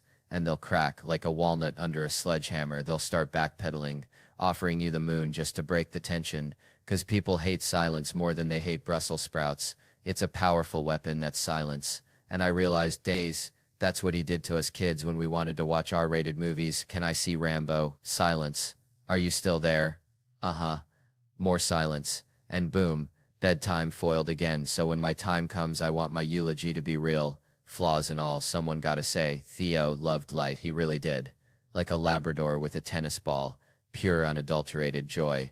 And sure, I'm speaking in the past tense, but hey, I'm still kicking, thanks for that by the way. And if I was at your funeral, the thing I'd say, well, that's the next question, ain't it? It reminds me you said like folks is happy for my success because it's deserved and because I'm a good guy, and I was always so supportive of others, especially at SNL, and you said I had impeccable comedy taste, which is kind. You think all this time at gas stations and backwoods bars gave me tame. You said my kind words are gracious, and boy, my life's been richer since I met you, and you recommended me for that writing job, which means I owe you for changing my life. Like Werner Herzog said, I don't know if people change each other's lives, but you made my life better. It's like being a comedian picking up rocks on the ground, and you said, do you want to go to the moon? And I love every conversation we have, but the last question, it's ever seen a ghost? I ain't seen no ghost. Maybe I should start asking that at parties. Picture this: a high school kid at a dance, all awkward angles and nervous energy, sidles up to a girl, stares intensely and whispers, "You ever seen a ghost?" Is that what girls want to hear? Would that be enough to seal the deal? Cut to them making out. That's a romantic comedy right there. No, I'm normally at a rando table, and I ask and find out a dead person whose soul or spirit is ghoulish and haunting, which is a terrible icebreaker. And I say, "How is everyone? You ever seen a ghost?" And folks think it's me and I'm the ghost. They say you have now, and it's all weird like that. So maybe that's the end, and we should end with the cast of Sneakers again, like we got it right this time, or wait for it, the sequel. Man, this year's been like one long slip and slide fueled by lukewarm natty light and regret, you know. Went to this joint last felt like walking into a therapy session disguised as happy hour, some fella nurse in a blue moon, two orange slices dangling like sad little Christmas ornaments. And I'm thinking, buddy, you ain't got a problem. You got a brunch order. I'm chasing the dragon with Hennessy, talking to this Kroger employee. Guy sounds like he's fighting off existential dread between aisle 5 and the frozen pizzas. And I picture him answering the phone, some lady yelling about a busted can opener, and he's got to be like, "Hold on, ma'am. Let me just snort a line and crack open a blue moon, 'cause Kroger's testing my will to live today." But hey, ain't we all in customer service in some way? A doctor's just selling you a few more laps on the carousel. I'm here slinging jokes like day-old donuts. And even that raccoon rummaging through your trash is providing a service. Just a real niche market, see? We're all just trying to keep the lights on. One awkward human interaction and questionable beverage at a time. And if that ain't beautiful, I don't know what is. Maybe except a field of blooming onions. Those things are miracles of engineering and probably unionized. Man, I swear to God, reminds me of Uncle Hank back in Louisiana. Used to wear a tinfoil hat, said the government was listening through his fillings. Now this fella right here, he's like Uncle Hank, but instead of the government, it's me. Just me and my jokes, right? He's heckling me all night, quieter than a mouse pissing on cotton, front row seat, just for me. Every joke lands flatter than a pancake in a microwave, and he's whispering, "You suck, Theo, you're worse than day-old gas station sushi," and I'm trying to ignore him like a mosquito at a nudist colony, but eventually the dam bursts, you know? I snap like a Slim Jim in a freezer, and I tell him, "Buddy, you're about as useful as a screen door on a submarine." And the whole back of the room, they didn't hear a damn thing. They're all like, "Whoa, Theo, what's gotten into you?" They're siding with him. This dude who looks like he dresses exclusively from the Lost and Found at a bowling alley, and he's just eating it up, smiling like a possum eating a sweet potato. So I lay into him. I mean, I dissect him like a frog in a high school science class, and finally I get something about his haircut, looking like a Lego man after a car accident, and that's it. He's had enough. He storms the stage. This is where it gets good. I'm up on a riser, feeling like friggin' Gandalf holding back the Balrog. He's climbing the stairs, and I give him the nod, the international sign for "you shall not pass," and finally a bouncer shows up, looks like a retired rodeo clown, and escorts him out. Turns out, this dude was dressed head to toe in Star Wars gear from Comic-Con, so naturally I called him a virgin, and that's what finally pushed him over the edge. Which, I gotta say, maybe I went too far, but hey, sometimes the truth hurts more than a paper cut on your eyeball. Well, hey there, folks. Let me tell you, a couple weeks back, my email got hacked, which honestly felt like getting invited to a fancy party because I'm terrible at keeping in touch. So suddenly sending a spam link to everyone I know felt like my civic duty, my annual Christmas card, if you will. And bless their hearts, they all wrote back like I just birthed triplets, all screaming, "Didn't know your cyber uterus is bleeding viruses. Brought us closer than a Tupperware party after a tornado." And then this one fella, bless his simple soul, emails me, says, "Theo, buddy, clicked your link, but I ain't in the market for no herbal Viagra." And this ain't no comedian, folks. This is pure unadulterated West Virginia logic after 17 years of friendship. And it got me thinking, first off, who in God's green earth still clicks a spam link that looks like a dollar sign, had a baby with a swastika, and named it malware? I'm talking if HPV was a website, this was it. But no, he saw that blank email, subject line, reading, "Check this out," which, let's be honest, I ain't ever uttered in my life, and thought, all right, Theo's peddling snake oil, which is insulting because if I was going to shill herbal Viagra to my entire contact list, it wouldn't be a 2-column email blast. I'd craft a goddamn novel, something like Dear Friends, Famlin, folks I met at that all-night Waffle House in '09, Comedy's Gone South, and my Cayman Island business partners, and I have concocted a miracle cure for bedroom blues. Click the swastika for the world's ugliest website, pink on purple, just how we like it. See, gotta sell the dream, you know. Anyway, turned 30 recently, watching movies different now. Used to root for the hero, now I'm vibing with the side characters, the ones rolling their eyes like, oh great, another Spider-Man, feeling like I'm watching a squirrel try to parallel park. Reminds me of Michael J. Fox in Back to the Future. That was my jam. Wanted to be Marty McFly, but watch that movie again. And it's wild, this 17-year-old kid's best friend is a disgraced nuclear physicist, and nobody bats an eye. We're all just like, yup, checks out, like seeing a cat driving a track. That movie is bananas. Imagine pitching that in a studio, like alright, family action movie, lazy high school kid, sleeps in, but get this, his best friend's a disgraced nuclear physicist. No, not a student, a 40-year-old weirdo, and the studio execs nod, okay, they build a time machine, stop the Kennedy assassination, and you gotta swallow your pride, say, nah man, he goes back in time, tries to hook up with his mom, watch their faces, but don't worry, Biff shows up, tries to assault her, dad saves the day, and we're saying a white guy wrote Johnny B. Good, and some head green like that. That's Hollywood, folks, like a raccoon running a bank. Only in America they ask if it's Back to the Past, but you gotta stick to your guns. No, Back to the Future, 'cause only in a movie can you have a disgraced nuclear physicist and a horny time-traveling teenager in the same frame. It's like a fever dream in a can, like putting ketchup on grits, just plain wrong but undeniably entertaining. And people ask me if I smoke marijuana. I tell I don't need another reason to crave Cheetos. I already crave Cheetos like a dog chases a mail truck. You ever see a dude hit on a girl by yelling at her through a crowd? Hey, you with the tits, move it, losers. I'm Grados. That's the world we live in, folks.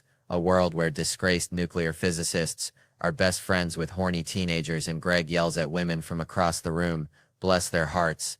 Man, growing up in Loranger, Louisiana, felt like living inside a dryer lint trap. You know, just constant spinning, static, and the occasional lost sock of sanity. Reminds me of this one time my cousin Earl thought he saw Bigfoot near the Piggly Wiggly. Turned out it was just a meth head wearing a gorilla suit. He stole from the Halloween store, but that's small town life. Things get real strange real quick. It's like Earl would have been a perfect witness on that show on A&E where they chase down killers in the first 2 days after a murder, because after that, apparently, the case gets colder than my ex-wife's heart. They're like, it's old news now, which is wild, because you'd think solving a murder would be a little more important than figuring out what's on the dollar menu. I'm fascinated by how many folks see a murder happen. Like, I always pictured murders happening in the shadows, behind a dumpster, but these people are front row seats. Like, yeah, I saw the whole thing. He was about 5'2" to 6'8", something like that.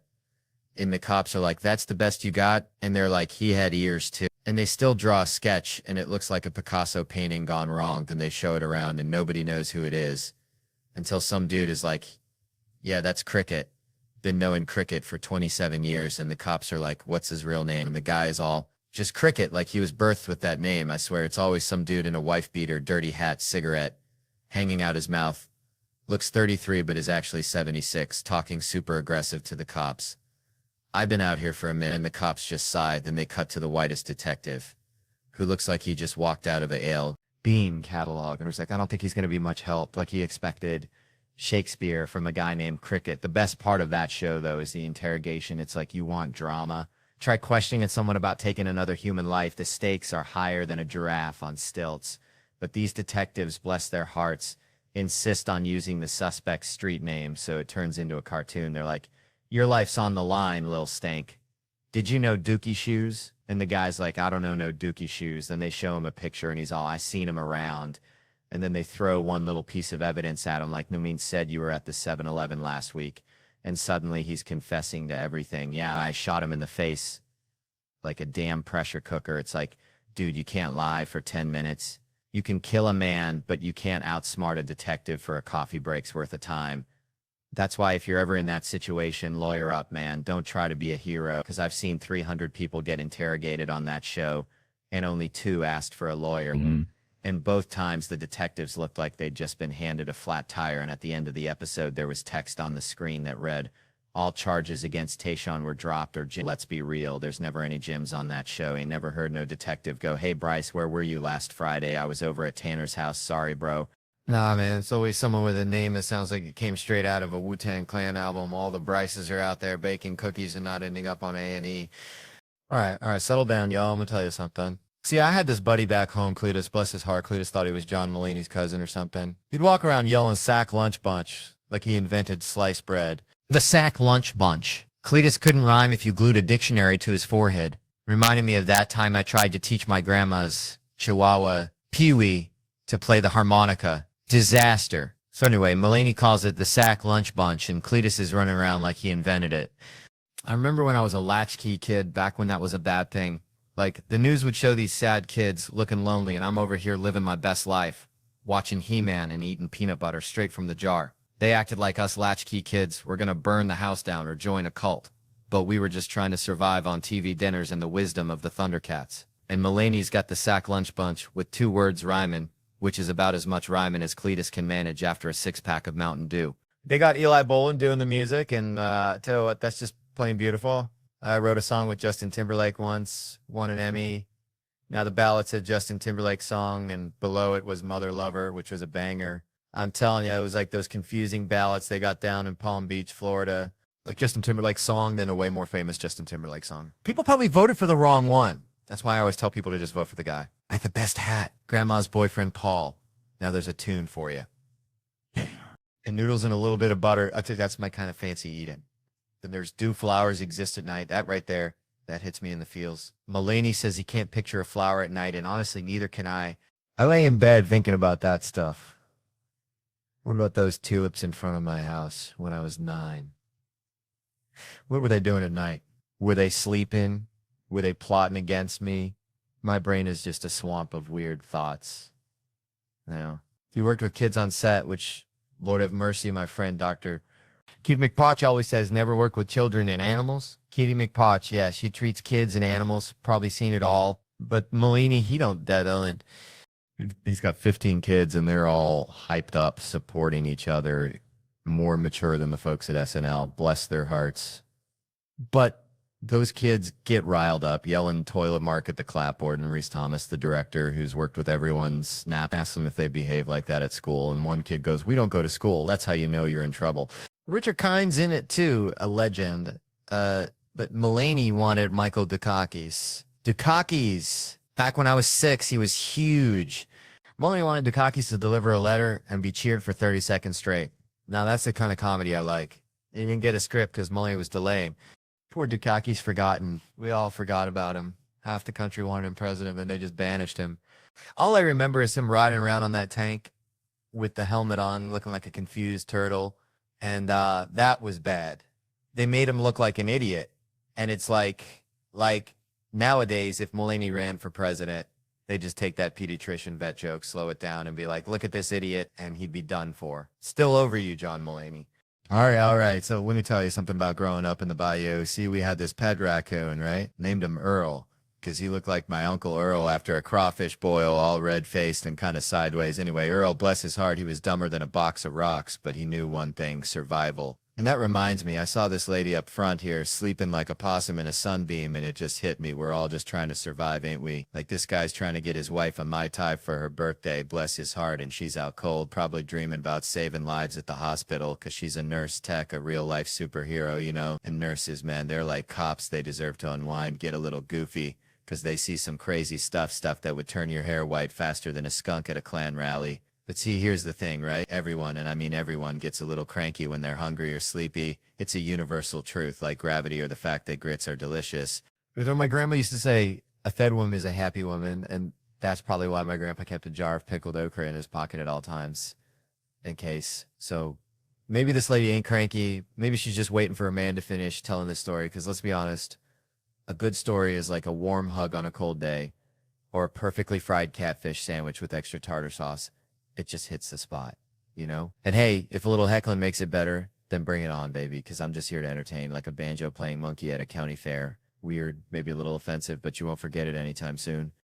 Growing up back in the holler, we had this old hound dog. Blue, dumber than a box of rocks soaked in moonshine, I swear. The dog thought a vacuum cleaner was the devil himself. Would bark at it till he passed out, bless his heart. Reminded me of my Aunt Tammy trying to work a smartphone. Just pure, unadulterated panic. But Blue, he had this one trick.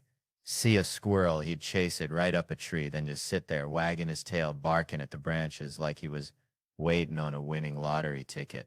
Which brings me to this fella, Craig. Met him at the bank. Not a teller, not security, just loitering. Like a scarecrow forgot its job. I said, how you doing, out of southern politeness, you know, the kind Granny drilled into you for she hit the hard stuff. And this dude, Craig, launches into a dissertation on his upcoming trip to Virginia, like I'm his damn travel agent or something. Turns out he's visiting his sister after 15 years. Never been before. I'm thinking, buddy, you got more baggage than a Kardashian going to a yard sale, and he just drones on monuments and whatnot, and I'm trapped, man, like a possum in a parking lot, wanting to scream, I just want to deposit this check so I can buy more jerky, leave me be, but he's got me cornered, this social vampire, and he actually says, I'll be here when you walk out, like it's a threat, not a promise, and that's when it hit me, this whole how you doing thing. It's a social contract, a gentle dance, not an invitation to your therapy session. You got to keep it light, people, like a firefly on a summer night. Fine or great is all you need. Anything else is like showing up to a potluck with a plate of roadkill. Just ain't right. So next time somebody asks, remember Craig and keep it brief. Unless, of course, you want to unleash the hounds of hell on an unsuspecting stranger, then by all means tell him about your bunions. Man, I was just back in my hometown, you know, in Loranger, Louisiana, population smaller than the number of teeth my Uncle Earl lost to possum wrestling. And this fella, bless his hair, tried to connect with me over grits at the Waffle House. Grits. Like, that's the best we got, buddy. But it got me thinking, see all these gigs, city after city, and folks are always asking, Theo, are people the same everywhere? And I tell you, some places are like a stale gas station burrito. Just plain wrong. But underneath all that, deeper than the mud on a gator wrestler's boots. Everybody, and I mean everybody, just wants to connect, you know? Like when you see a hound dog and you just know you got to give it a belly rub. It ain't about the language. It ain't about the fancy cars or the teeth. It's just that human or canine urge to link up. And when you got chemistry with someone, that real stuff, it's like finding a $20 bill in your grandpa's overalls. Pure gold.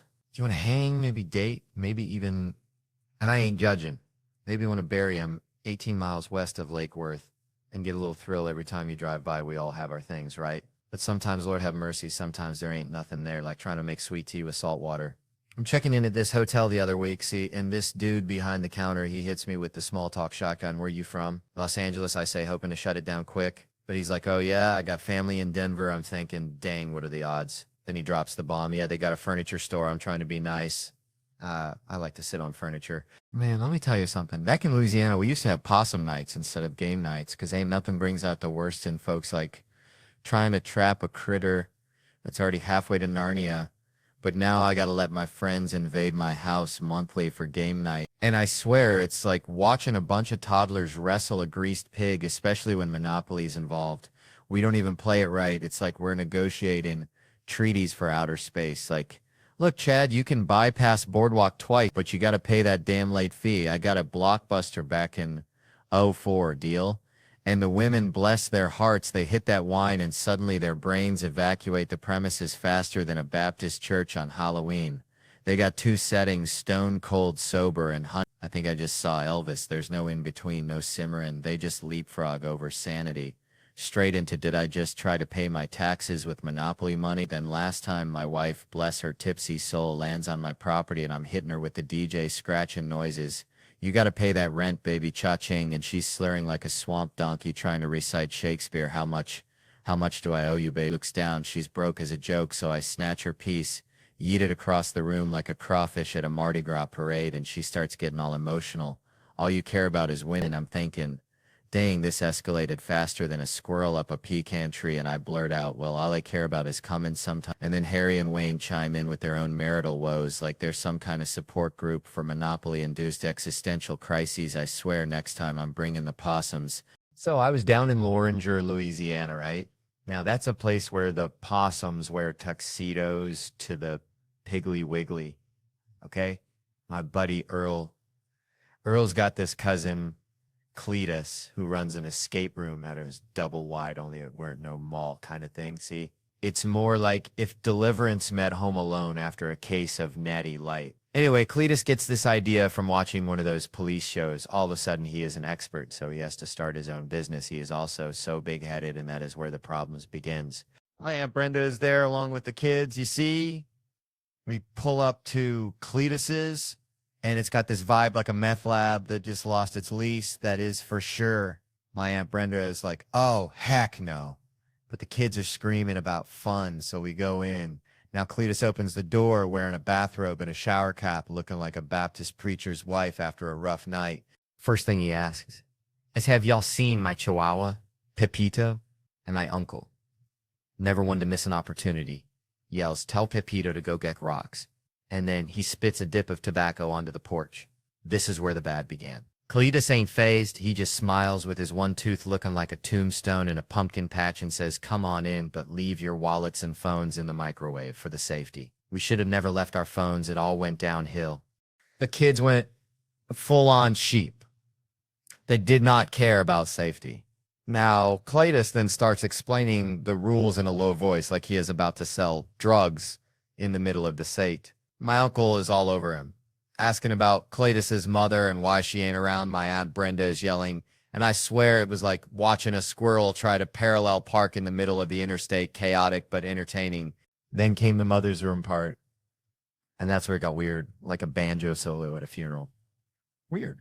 Now, Cletus says we got to leave our car keys, our L phones, our wallets, everything on the counter, which should have been our first clue to just leave. We were all standing there quiet, and my uncle said, did you hear me, Pepito? Go kick rocks. That is when Cletus said, the rules are the rules. It is the escape room. So we all dumbly followed Cletus into the room. And the moment the door slammed shut behind us, it hit me. No waivers, no contact information, just a sketchy guy and a locked door. It was the type of feeling when you accidentally drop a hot dog on the floor in the middle of a church event. Right then, I knew that Cletus had no clue what was going on. My uncle, he says, well, I reckon we're going to be working in a possum farm in Oklahoma by sundown before he starts yelling, Pepito, kick rocks. Because, heck, at that point, a possum farm seemed to that reasonable career choice compared to what Cletus might have had in store. I just know this is where the problem begins. Then my aunt yells, why did we come? I am out, which she said was the punchline to the whole thing. Bam, we're just part of the mom package, ain't it? Like, I still get yelled at sometimes. Feels like I'm 8 years old hiding firecrackers for mama. And speaking of things you don't see coming, I got straight up attacked in Burlington, Vermont this year, which is like getting mugged by a yoga instructor, you know. Places like Birkenstocks and kombucha explosions. Everyone's blissed out. I thought I was safer there than in my own refrigerator, honest to God. Bernie Sanders could be the mayor of Niceville. That dude makes me think of when I'm arguing with a woman because I just know it won't work, but I've just got to lay my ideas on the table regardless. So post-show, I'm chilling with some funny folks, couple of beers, 2 blocks from the venue when this fellow approaches and you can just smell the crazy like a raccoon that's found a can of hairspray. Something ain't right.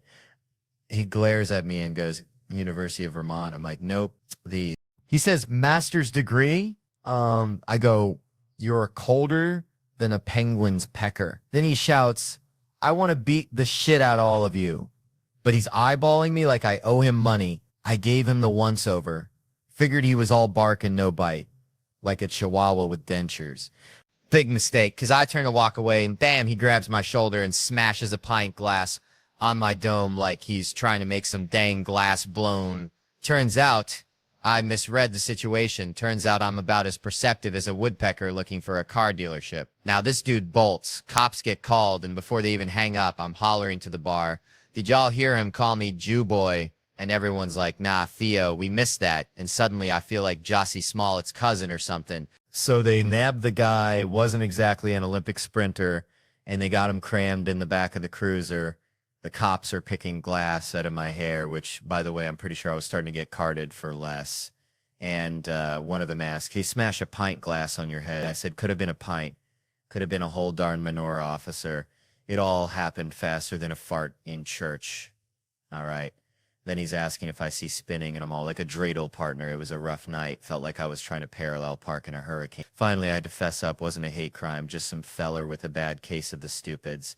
They haul him away, and the bar manager turns to me, all serious, and says, "Just so you know, this never happens here." And I'm thinking, yeah, I figured it'd be pretty wild if they were like, "Oh, that's just Scott. Scott does that. Don't mind him." Man, bikes, I don't know why, but sometimes I get these little verbal hiccups, not like Tourette's. I always thought that'd be kind of wild, just yelling out random stuff. Imagine the conversations, but nah, it's just bikes, plain old bikes. It just pops into my head like a bad country song, stuck on repeat, playing in the honky tonk of my brain over and over, probably millions of times by now. But see, it all comes back to this one show, Scared Straight. You ever catch that train wreck? Pure gold. Let me tell you, they grab these little hellions, middle and high schoolers, the ones who think detention is a five-star resort, and they toss them into the slammer for a day, hoping a little taste of the big house will straighten their twisted little minds. Like a backwoods chiropractor, but hold on to your britches. Because there's this one episode aired back in '99, uncensored, which is just straight up bananas. And instead of your run-of-the-mill county jail, they ship these little demons off to a maximum security penitentiary where the inmates just verbally unleash hell on these kids, turning them into weepy little puddles, and it's the darn funniest thing I've ever seen. Now don't go feeling too sorry for 'em. These ain't your average spitball shooting choir boys. These are kids who think shanks are just fancy toothpicks. Tough little bastards, walking in with all the swagger of a rooster in a henhouse, like, "What's up? I ain't scared," but then comes crazy Chris, face looking like a roadmap of bad decisions. And the screen freezes. Tells you Chris has offed 6 folks and is doing double life. This dude's so bad. When he dies, his next life is doing time too. And Chris gets up in their grill, says, "You'll see me in your nightmares." And these kids, barely teenagers, are like, "Whoa, dude, chill." But he ain't done. He says, "If I see you again, I'll take a bite out of each of you." And they're practically signing up for Sunday school right then and there. But then comes the next guy, walks up and says, "Hold my pocket." Makes him walk around, hold me inside of his pocket. Now, I don't know what you know about prison, but holding another dude's pocket is like wearing a neon sign that says, "Kick me." And this ain't just about the pocket hold. He's spouting the most ungodly things at these kids. Talking about breakfast and stuff you can't say on TV, like he's running a twisted Lil Abner comic strip in their heads. There's this one kid, all of 13, looking like a dandelion in a hurricane. Bowl cut parted right down the middle like a dirt road. And this prisoner asks him why he's there. And the kid mumbles, "Stealing." And the prisoner leans in, all menacing. "The fuck you took." And the kid squeaks out, "Bikes." And the prisoner just booms, "Bikes," and that's it. That's why I yell bikes. See a bike store, holy moly, it's like a primal scream therapy session in my Honda. My wife's about had it. She just sighs and says, "You get one." So I gotta make it count. I pull over, roll down the window, wait for some poor soul to be checking out the sidewalk display, gazing at some shiny new Schwinn.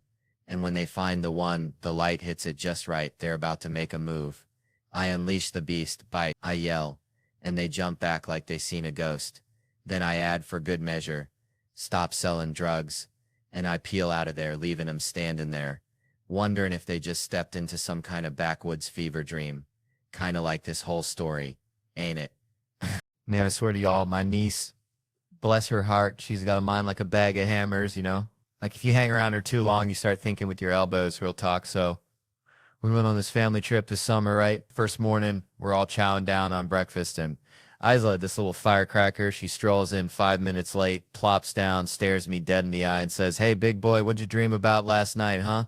Now everybody at the table is looking at each other like we're witnessing a Bigfoot signing autographs because she thinks we're all living in the same nightly sitcom, like some kind of synchronized sleeping deal, you know? She's 12 years old, and for 12 years she thought we were getting the same dream program every night like it's freaking must-see TV, sponsored by Ambien. But then I'm sitting across from her thinking, hold on, what if she's on to something? What if she cracked the code and we're all just characters in her subconscious Netflix original? So I lean in all conspiratorial. Hey, did you dream that I was locked in a trunk wearing a banana hammock and singing Dolly Parton? My wife shoots me this look that could curdle milk like I just revealed the ending of The Sixth Sense at a funeral, and Isla kicks me under the table. I'll talk to you after breakfast, Uncle Theo, all serious like she's debriefing a secret agent after a mission gone sideways.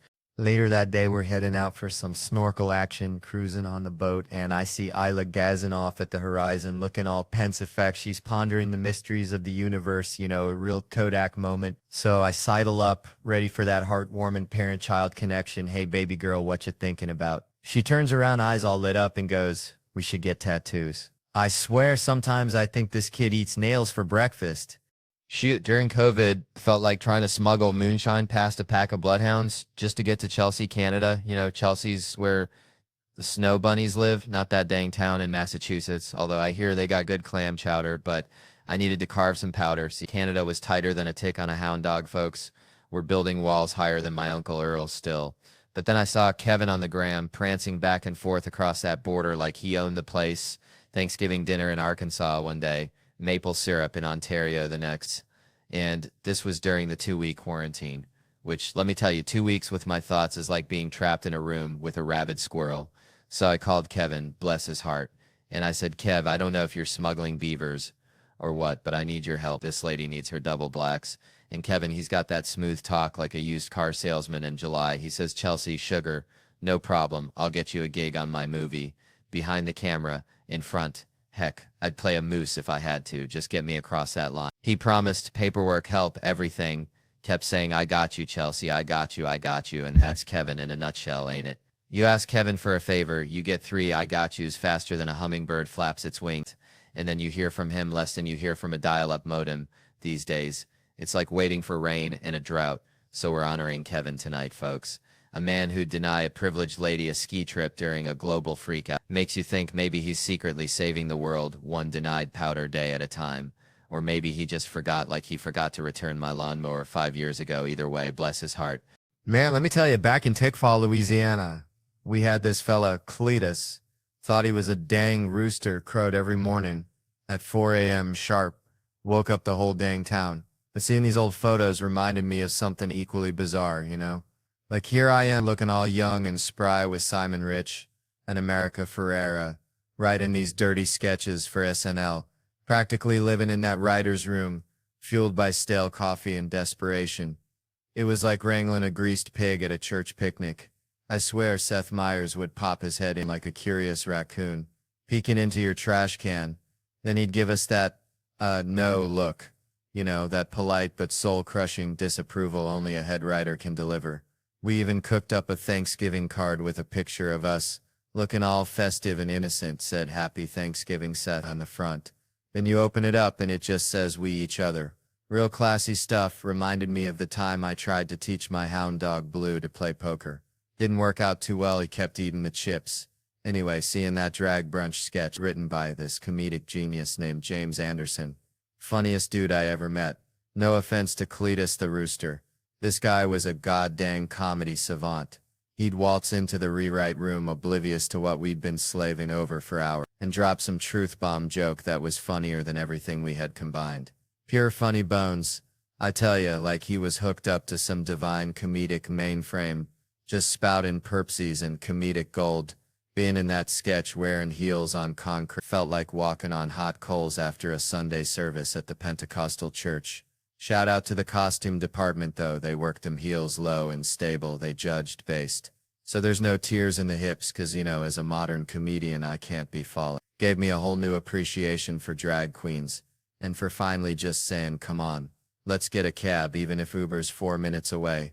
Made me feel like a calf just took its first dang steps. All wobbly and disoriented, and Diner Lops, that sketch was like a fever dream. I had after eating too many crawfish etouffee back in Louisiana, wrote it in college when I was the head of writing. Imagine that, me, a responsible adultish human, leading a room full of writers. Who'd have thought it, but I was like, nah, I'm saving it, like holding on to a winning lottery ticket, waiting for the right moment. The host was supposed to be Galifianakis, but man, Keenan took that and elevated it. And Les Mis as a child. Oh lordy, I was in. It had drama, love, death, all the good stuff. And we turned it into a lobster's lament. How could you not? But now, people keep mistaking me for the Flash, and I ain't saying I look like him, but they keep going. Oh, like, they halfway seeing it like I'm some kind of superhero disguised as a simple country comedian. But I ain't the Flash, I swear. I was at the dog park with my mutt, and this kid straight out of Central Casting comes up with that flash accent, and his grandma. She's giving me the stink eye, like I'm betraying her grandson's superhero fantasies. Then some fella comes up, says he's a fan of my stand-up right at that moment. Just perfect timing, and the grandma's face drops. Pure disgust. It was like watching a souffle deflate. She shook her head like I was a fraud. No, you are not the Flash, like I'd personally stolen Christmas. So I get home, tell my wife Anna this whole saga, and she just looks about deadpan and says, so let me get this straight. Your two problems are that a fan said he likes your work, and that people think you look like a 25-year-old handsome actor. Who, by the way, you don't look like women, man. They always cut straight to the heart of the matter. Makes you wonder if she's secretly the Flash too, or maybe even Cletus the rooster in disguise, crowing at me in the morning with a different kind of oh. All right, y'all, let me tell you something about them early hustles. Before the spotlight found this Louisiana boy. Reminds me of my Uncle Dale. Bless his heart, thought he could train squirrels to water ski. Spent 6 months in a whole lot of pecans, ended up with squirrels that just knew how to drown fancy. Speaking of drowning, remember working at this Office Max, right? They wanted me to greet folks like I was selling salvation. Welcome to Office Max. How can I help you? Take it to the max. Sounded like something them televangelists say before they ask you to donate your social security check. Couldn't do it. Felt like I was lying to folks. I was better at Aviation Joint, where my grandma worked. And I remember going out with a girl from work who was proud of her promiscuous ways. Then I did some time vacuuming, but in a weird way where I threw dirt in front of people and then vacuumed it up. After that, I tracked shipments for sperm clinics like a FedEx for baby juice, making sure that precious cargo arrived on time, like Santa Claus, but with more bodily fluids. I even drove a dog van that one time, Dumb and Dumber style, wrestling rich folks' yappy chihuahuas into that metal death trap. Then there was waiting tables where folks recognized me from Comic View, asking if I was the one on the show. Was you on Comic View? They'd be like, bread in the wing or leg in the thigh. That job eventually got me punched in the face and knocked unconscious, but hey, at least I got a free hamburger out of it. Oh, and lifeguarding and selling sneakers and, well, it's all in my book, Life Lessons, which nobody's read. Go get it and then check out my other book on Audible, because who has time to read anymore? Kevin here's got promo at Edis, bless his heart, can't stop hustling his Jumanji 2 tapes. And that's the damn truth, y'all. Truth, like a possum playing dead in the middle of I-10. Gotta swerve to miss it. And maybe that possum knows something we don't. Maybe he's onto something big, like a new way to monetize possum roadkill. Now there's an idea. Man, I'm down in Orange County, right? Real deal OC. Not that fake LA garbage. And I hear this story about a chopper dude. Pops built this tour business for 38, like clockwork, then hands it off to his son, American Dream kind of stuff, right? Like, son, here's the keys. Don't screw it up. Keep the Von Erichs of helicopter tours going. And the kid's all right, Dad, love you too. Gonna make you proud. Probably had 4 kids already, that traditional life they push on you. 5 days later, 5 days from balloons, and a congratulatory cake. This kid, he's probably barely got the script down. Like, yeah, folks, look to your left. Beautiful Orange County, 27 miles of beaches. Seatbelts, please. But only one dude shows up for a couple's tour. Red flag, right? But bills gotta get paid. So they hop in, 10 minutes in. This guy just yeets himself out the door like a reverse Houdini, straight into the Pacific. I'm thinking, what in the actual tarnation? 5 days in, this kid's already got a story that'll be on I Shouldn't Be Alive. But turns out, the jumper, a 61-year-old, was riddled with something awful. Chronic pain, doctors throwing up their hands. Figured he'd had enough, and in my book, that's a goddamn hero. He wasn't gonna go out like some sissy overdose on pills while watching The Notebook under Nana's quilt. No, he went full Evel Knievel. Think about it, soaring over the land he loved. Then bam, swan dive to freedom. Shoulda had a cape on, I'm telling ya. He probably had his feet on the dashboard, chugging a Dr. Pepper, not even listening to the tour spiel, just thinking adios. But here's the kicker. The cherry on top of this crazy Sunday, the dude lived 500 feet above the ocean. You'd think that'd be a wrap. But he must have hit the water like Greg Louganis. Minimal splash. Except witnesses said it looked more like a mannequin getting tossed out, so probably a belly flop of epic proportions. like a seal trying to do a cannonball. But listen, that don't change nothing. The intention was there. I still respect the hell out of this guy. I just feel bad because on the way down, he's probably thinking 3 more seconds of pain, 2 more seconds. Oh God, this is worse. This is way worse. It does have a happy-ish ending though. He passed away later at the hospital. So here's to him, God bless him, and I hope someday I have the sheer audacity to orchestrate a grand finale like that. Even if I botch the landing, just a dude trying to stick it to the man in the sky. Even if he just ends up looking like a big ol' sea pancake. All right, settle down, y'all. Let me mail you something. Grew up in this town, see, smaller than a gnat's patootie, where the biggest excitement was when the Dollar General got a new shipment of off-brand cheese puffs. My mama, bless her heart, she used to say I had the social skills of a feral cat, which fair enough because I preferred hanging with the stray dogs down by the creek trying to teach them Shakespeare because, you know, even mutts deserve a little culture. One time I swear I saw Old Blue hound dog with one ear missing. I swear he almost understood Hamlet's soliloquy, or maybe he just wanted a biscuit. Hard to tell with dogs. They're kind of like politicians, always looking for something. But see, that's how I always been. Connecting dots that ain't even close to each other, like trying to make a gourmet meal out of roadkill and ketchup packets, which, by the way, I actually tried once, don't recommend it. Anyway, all that to say, folks are always asking, Theo, how do you do it? How do you find the funny in everyday life? And I tell them it's like finding a 4-leaf clover in a cow pasture. You gotta wade through a whole lot of crap first. Which brings me to this thing about, like, people feeling disconnected. Like they're wandering through life wearing, socks with sandals, just completely missing the mark, you know?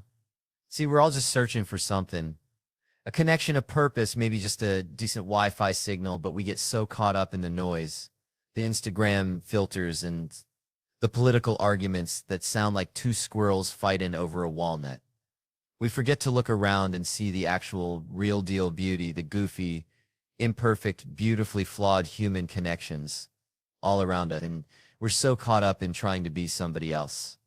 Some Instagram influencer with a butt the size of a small car and a life that's probably as fake as a $3 bill, that we miss out on the chance to be ourselves, warts and all.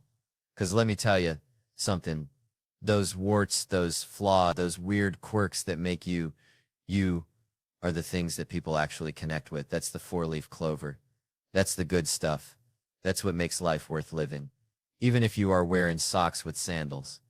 And maybe, just maybe, especially if you are, because hey, at least you're comfortable. And that's more than most people can say. And at the end of the day, ain't that what it's all about? Being comfortable in your own skin. Even if it's covered in mosquito bites and smells faintly of fertilizer. Just own it. Be you. Be weird. Be wonderful. And for the love of Pete, stop taking selfies with duck faces. Nobody wants to see that, unless you're actually a duck. Then go wild, quack it up, baby.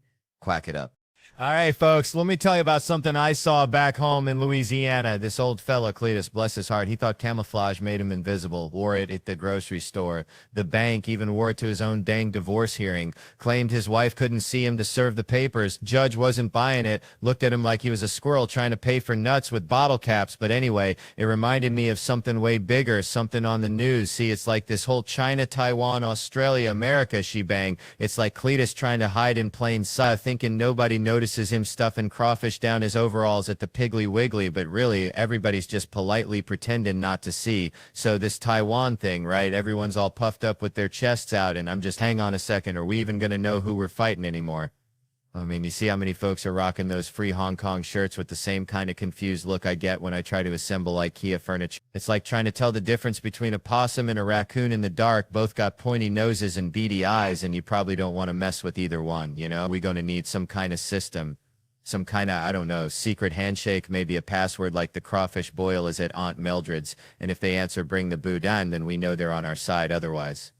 Well, it's going to be a real dang cluster, like trying to herd cats through a car wash, I'm telling you. And don't even get me started on the accent thing. I mean, I can barely understand my own mama when she's talking about the gizzard she found at the butcher shop. How am I supposed to decipher Mandarin, Taiwan, or whatever else they're speaking over there while the missiles are flying?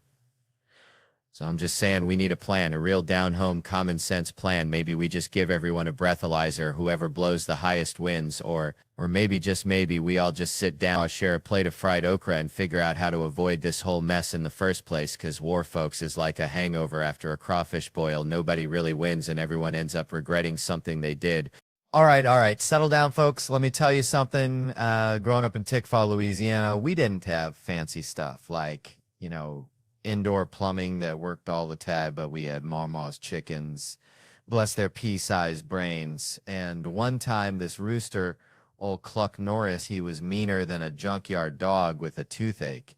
Anyway, Cluck Norris decided my head was prime pecking real estate, so I'm running, screaming like a banshee, and Mama's yelling, "Boy, you gotta assert dominance. Show him who's boss." Now, I ain't never been good at bossing nobody except maybe my goldfish, Bubba, rest his soul, so I figured, all right, I'll try it. I square up to Cluck Norris, puff out my chest like I'm trying to audition for a Chippendale show at the VFW, and yell, "I'm the boss." Cluck Norris just stares at me, cocks his head, then bam, pecks me right in the dang eyeball, and I'm thinking, this is exactly how my dating life's been, right? You try to assert yourself, be all confident, and some rooster of a situation just comes along and pecks your eye out. It's like that comedian, what's his name, Sam Burrell? Heard he won some laughing skull thing. Bless his heart. Sounds like something you'd find on a backwoods roadkill menu. Anyway, the point is, dating is a train wreck, I swear. Talking to this girl the other night, sipping my bourbon, and I ain't sharing, mind you, bourbon's like sunshine in a bottle. Only tastes like regret the next morning. She says, "That'll put hair on your chest." And I'm thinking, dang, gotta make sure I ain't growing no unexpected fur before I get intimate.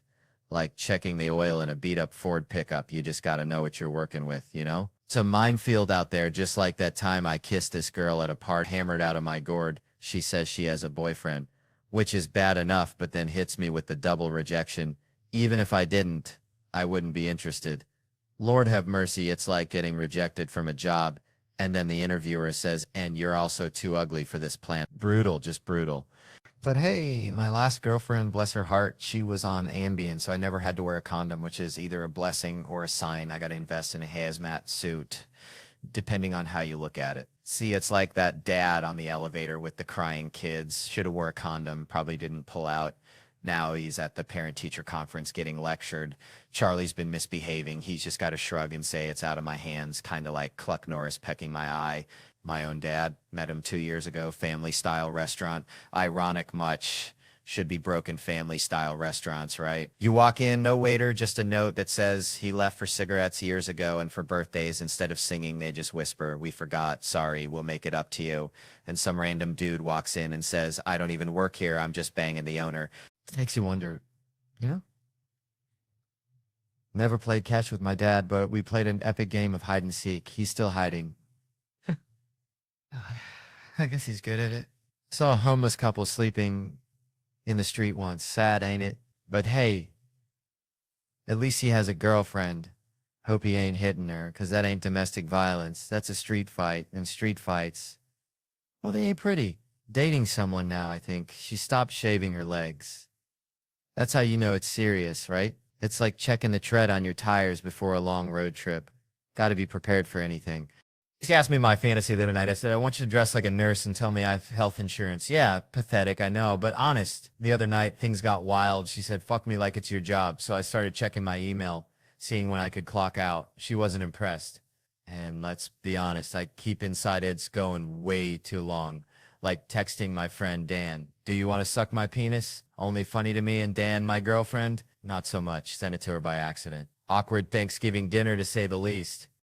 I miss being single sometimes, especially dating black chicks. But, that's a whole different sermon. And the N-word, well, white people created it. Black people get to use it, kind of like Magnum condoms, big and intimidating, but not always necessary. Subway story. Last one, I swear, with a girl I was dating, pervert gets on, starts touching himself. She wants me to fight him. I'm thinking, I don't want to get hit with that hand, but she pushes me. I say, "Excuse me, sir, could you stop that?" He says, "I wasn't doing that to your girlfriend. I was doing that to you." And I'm right back to that feeling of Cluck Norris pecking my eye. You just never know what kind of rooster's going to come at you in this world, do you? Man, let me tell you, I can't do those books on tape. Nah, not my jam. People try to make it sound all interesting with the voices and the up and down talking. It makes me want to crawl out of my skin because I'm thinking, this guy thinks I'm a friggin' idiot, you know? Like they're reading it like, and then in 1862, read it like a bailiff, man. You know the deal? I remember one time this bailiff read this thing, said the arresting officer asked the defendant where he was coming from, and he stated, in Boston. And I was like, whoa, hold on. That's not how I said it. I was hammered trying to remember he asked where I came from. And I was like, fuck it, Boston. And the cop goes, fucking Boston? You want to get out of the car? I wasn't a jerk, though. I was standing there. All these people who mug folks were laughing like, this guy's sticking it to the man. So then he's like, we pulled the defendant over, repeatedly asked him to stay in the car. He got out, threw his keys at my feet, and said, lock me up. I'm fucked up. It was hilarious, right? Remember that dude who'd take his shot, and whenever anyone puked, he'd stand in the corner facing the wall. We called him Blair Witch. Everyone got there eventually, so I'm crying, laughing, gagging as I tell the story, and my girl's like, where do they find these people? That sent me over the edge, man. Just crying, laughing, but God bless him, because the reason that thing's screaming is because it's biting its own back, which honestly sounds like me trying to touch my toes every morning, you know? Anyway, where do we go from there? I don't know, maybe you get eaten by a bear. And if a bear gets a hold of a regular neck just complies, just gives right up. Heck, you should call your neck special regular neck. I guarantee no one's going to accidentally steal that title. Speaking of weirdos, there was this dude on a construction site, wore the same jeans every day, no underwear, and a giant hole in the thigh. I swear I'm working in the house and he steps over something. The hole moves and bam, full-on junk flash right in my face. I didn't know how to confront people back then, and I was the new guy, so I just wanted to be like, buddy, maybe throw on some boxers so I don't gotta stare at your dangly bits. Especially since he's walking around with a nail gun. Boxers might not stop a nail, but any extra layer of clothing would be nice, you know? He was just letting it all hang out like an owl looking out of a tree, and it's burned into my brain. I could pick his junk out of a lineup, and all those people paying to be there. That guy's making bank, man. I want to see someone scalping tickets to see his junk. He does Vegas, too, at the T-Mobile Arena. I want to see a picture of him up there, eyes open, smiling and everything. It's crazy the money he's making. I used to say he's so full of it, he can't look at the crowd like his eyes are checking. Are they still here, still believe in this beat? When you're lying, eye contact's the toughest thing ever, but whatever, he's making people feel good. He's in show business. I want to see the show, though. The few times I did movies, everyone was like, you just missed it, man. It all ended in '05. They were like, oh my God, they were paying for John Travolta's jet fuel. He'd show up in his own 747 to do one of those Wild Hogs movies, and they'd be like, okay, John, gotta pay for the plane. And they're like, oh, John, like it's just understood. It goes without saying, if someone swipes your credit card number, that's their money now, right? Then they call you up and say, hey, Joe, did you buy a ham hock at Vancouver at a strip club? And you're like, what? No, I was in Burbank. And they say, good luck with that. Has anyone ever bought a ham hock in a strip club? Man, you've given me every piece of the elk except that I've got some ham hock for you. What do you fantasize about doing to the credit card thief, though? Oh, just running, just getting the heck away. I don't want to hurt him. The guy's hurt by life, so damaged. I just want to get gone. I always picture those scammer folks, and I have a giant roll of duct tape, and I just put it on their mouth like a cartoon, not like speed, more like cartoon level. I put it on their mouth and go, And the last one comes up and over their head, the rest of the roll hanging down awkwardly, and I just go back to eating, and they got to sit there and slowly peel it off. The only way I could get through that basketball game was if I already told my wife the guy annoyed me, and then I'd just egg him on. Why doesn't he play him? And she'd start kicking me under the table because she was laughing. Hey, everyone, I'm Ivanka Trump. She's like Tracy Lord's sister in the 80s, got good-looking kids, amazing. She's good-looking, too. Good for him, good for him. And if Bill Clinton wants to vaguely look in the direction of a beautiful woman, that's his right, you know? Man, let me tell you something. I knew this dude back in Tickfall named Earl. Looked like a scarecrow that got struck by lightning, right?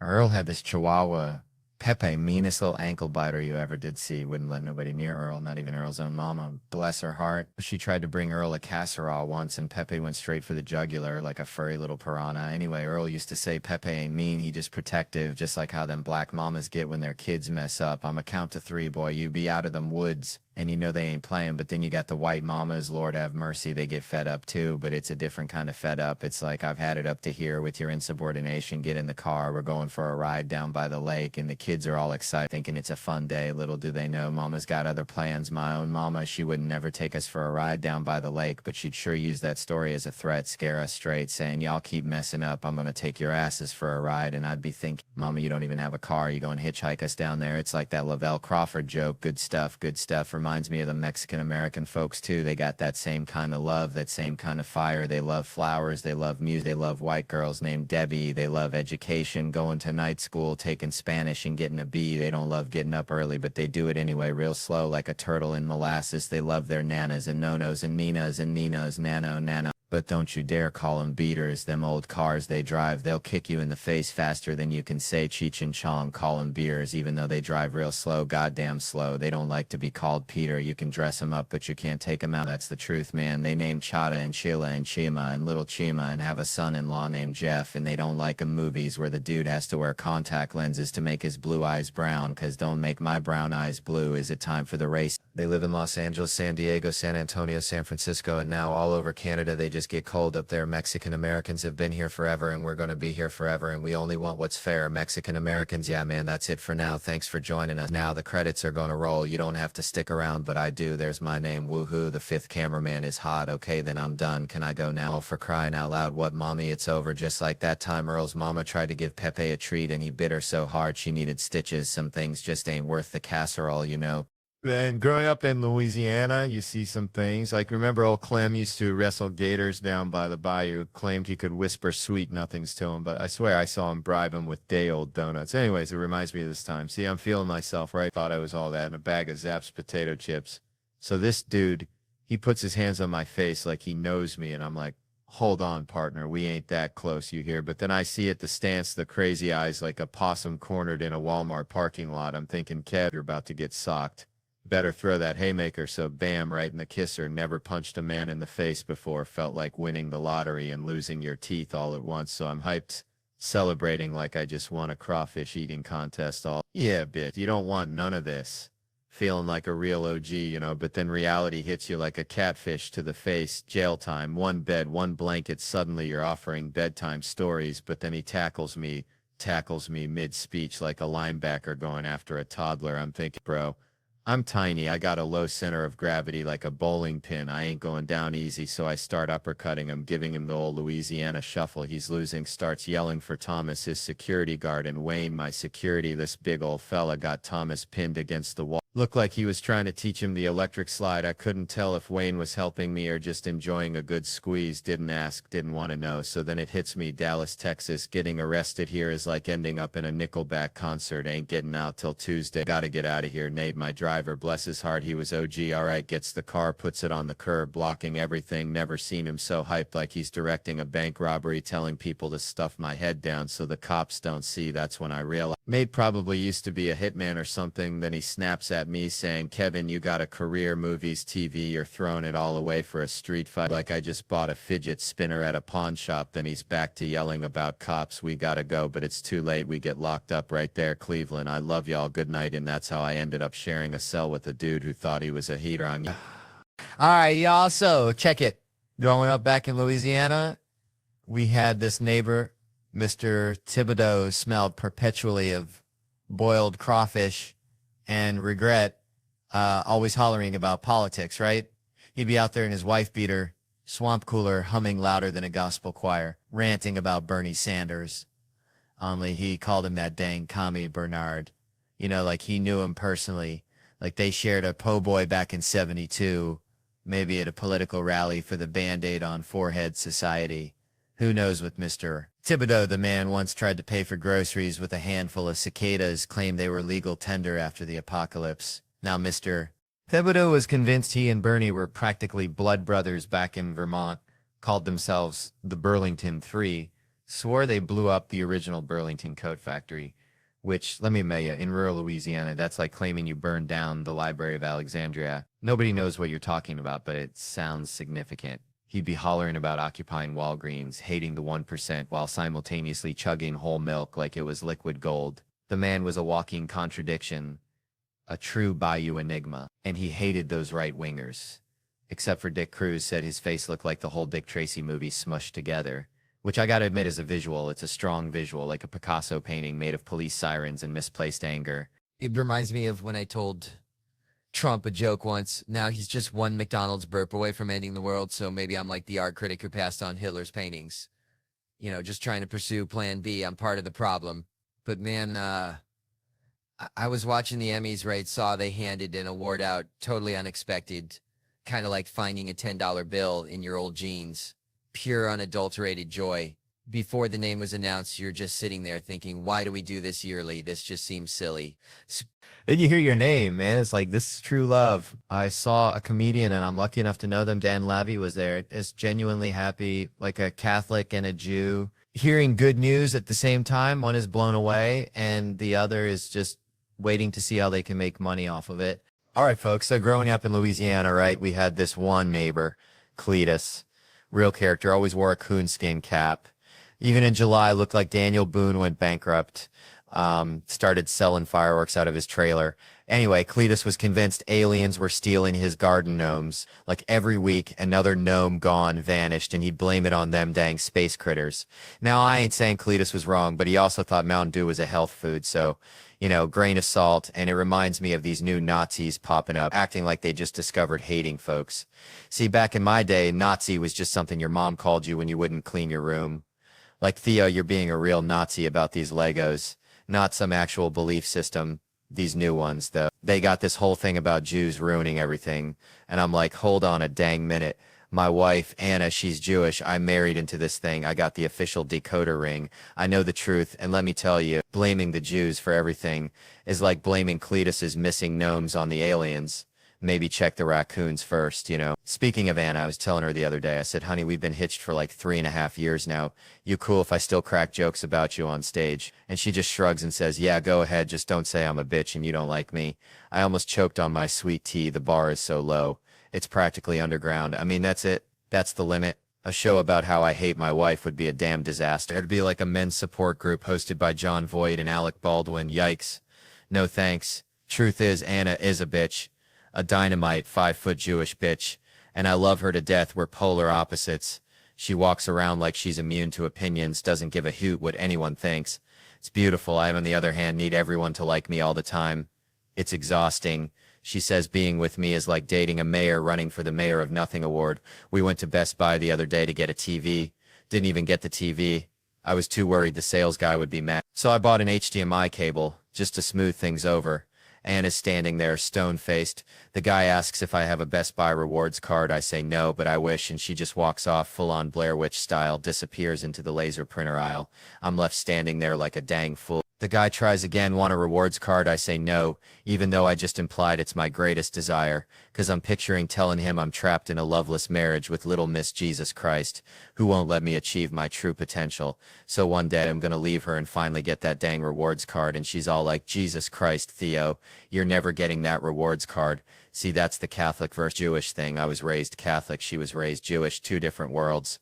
We were talking about it the other day, not about kids though, because we ain't having those. Everyone always asks. And I'm like, I don't know, never is a long time. 14 years ago, I smoked cocaine the night before college graduation. Now I'm afraid to get a flu shot, so who knows what tomorrow will bring. Maybe I'll finally get that Best Buy rewards card after all. So, you know, I was talking to my buddy Earl the other day. Earl's got this pet raccoon named Stinky. Swears it can predict the weather anyhow. We were jawing about comedians, right? Like, who'd be good to run for something, anything really, maybe even head of the homeowners association. The names they threw out, bless their cotton socks, Jon Stewart, sure. Makes sense, smart fella. Always got something to say. But then, bam, Bill Cosby out of left field. I mean, dang it, it's like suggesting your grandma for an MMA fight.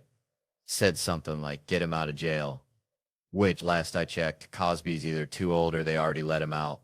Maybe he's touring retirement homes with a Jell-O pudding show. Who knows? I even saw Cosby do stand-up at a Jon Stewart benefit thing once. Wounded Warrior Project. You know, before the whole pudding pop parade went south. And let me tell you, that act was darker than a black bear's armpit on a moonless less. I'm talking deep. Unsettling. You're waiting for the punchline, but it just keeps getting more existential, like watching a squirrel try to bury a nut in concrete. Now, I ain't remember the specific something about cough syrup and airplane food, or maybe it was the other way around. It was before the accusations, like ancient history. So we were all kind of sure, Bill, knock yourself out, thinking it was just regular old comedy. But now, looking back, that performance was a straight up cry for help disguised as a jello joke. And that's the thing about comedy, ain't it? It's like a canary in a coal mine. You can sense when someone's in a dark place.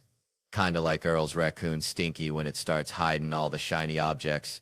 Right before a tornado, just a little unsettling feeling deep down in your gut that something's about to go sideways. Man, college, right?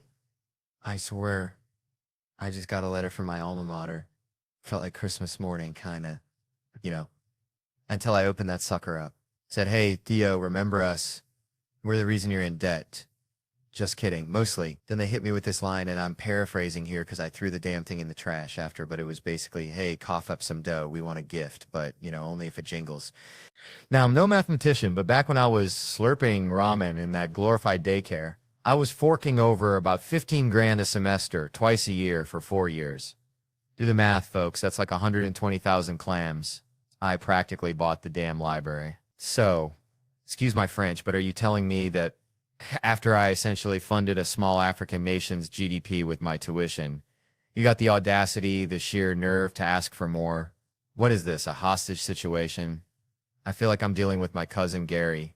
Gary showed up to Thanksgiving wearing a wife beater asking for 20 bucks for gas, even though his car's been up on blocks in the yard since the I-2K. Where's that money even go, college? Did you build a solid gold statue of the dean?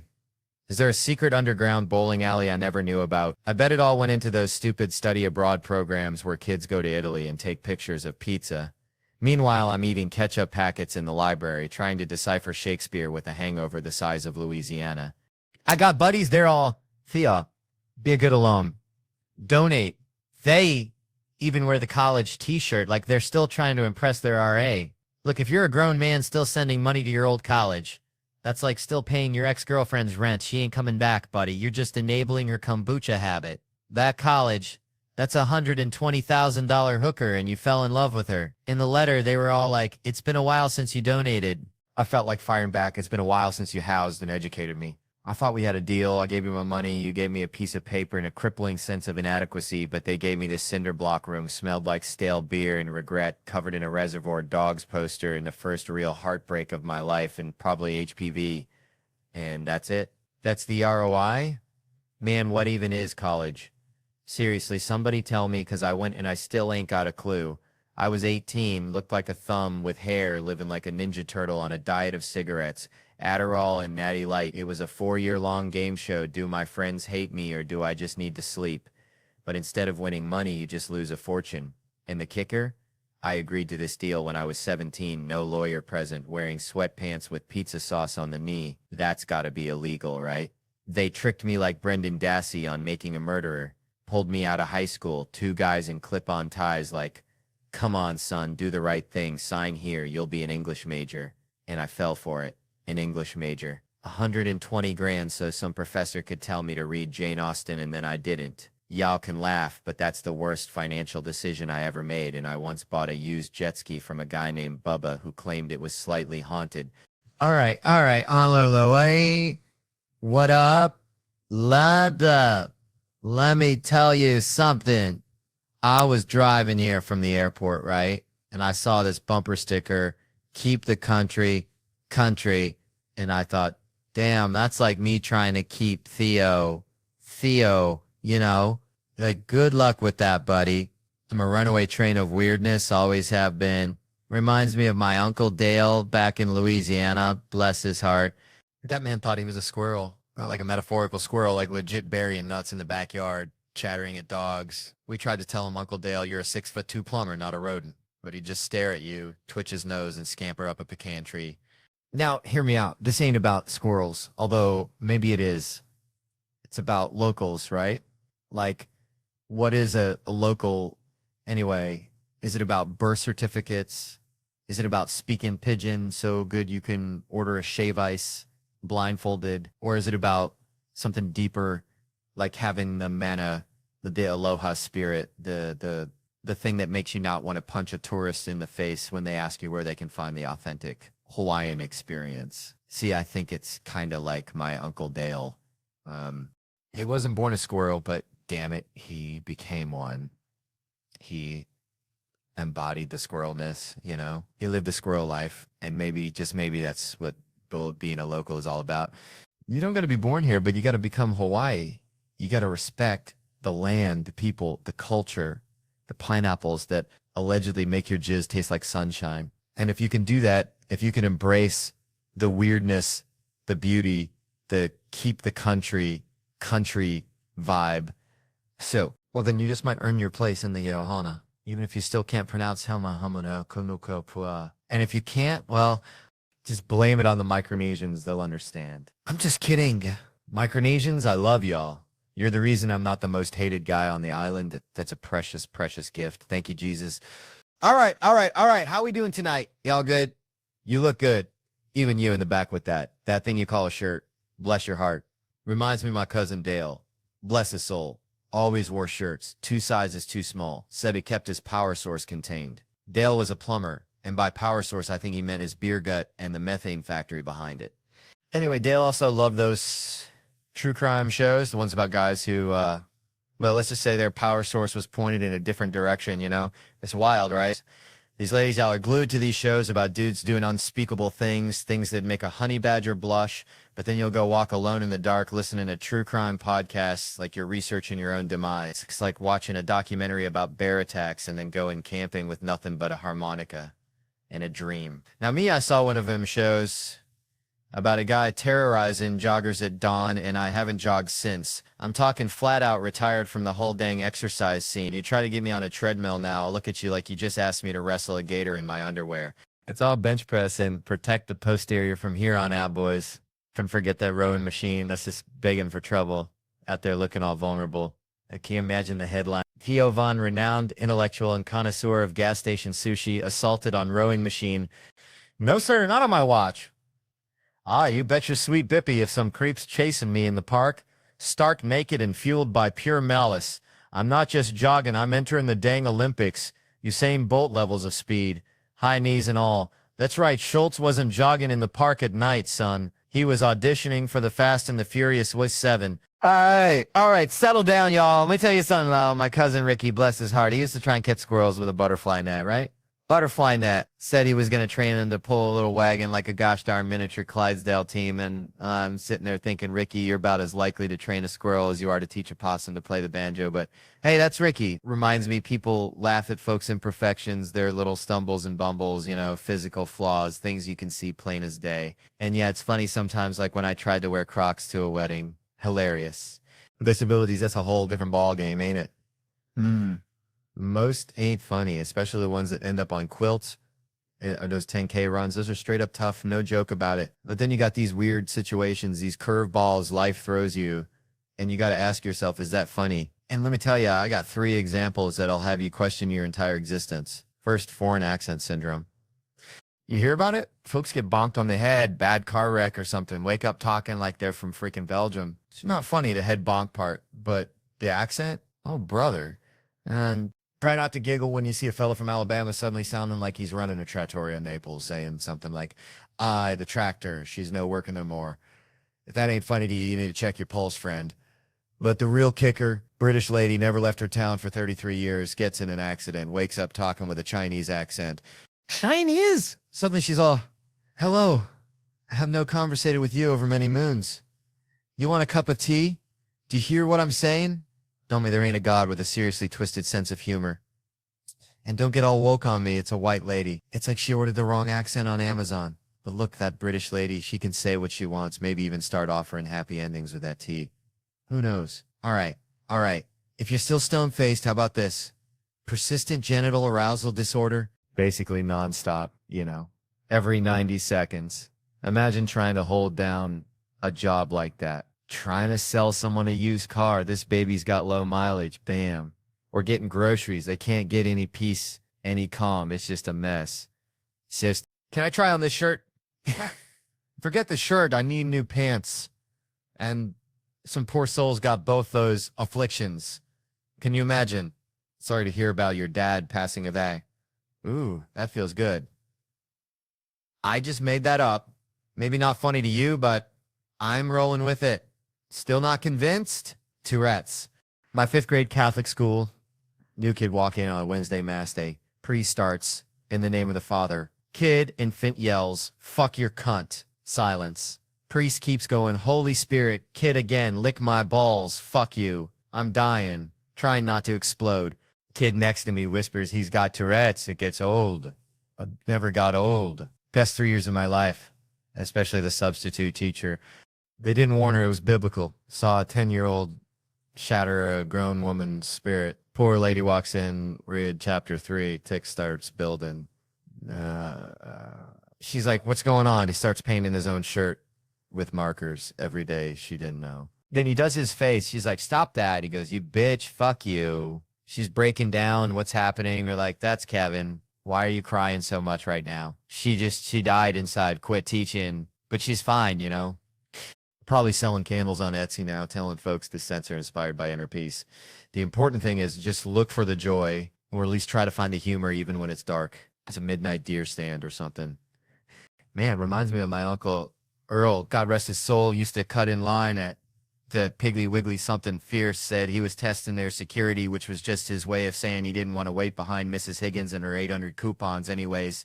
I never really thought much about things I do. Like, I take my youngins to the Six Flags, the whole damn Six Flags. We're talking 30, 40 minutes tops. People look at me like I'm Moses dividing the Red Sea with a fanny pack full of hot dogs. But see, I call ahead, got a concierge, like I'm freaking the queen or something. And this fella just walks us right up to the front of every ride, I'm telling you. Done it for years.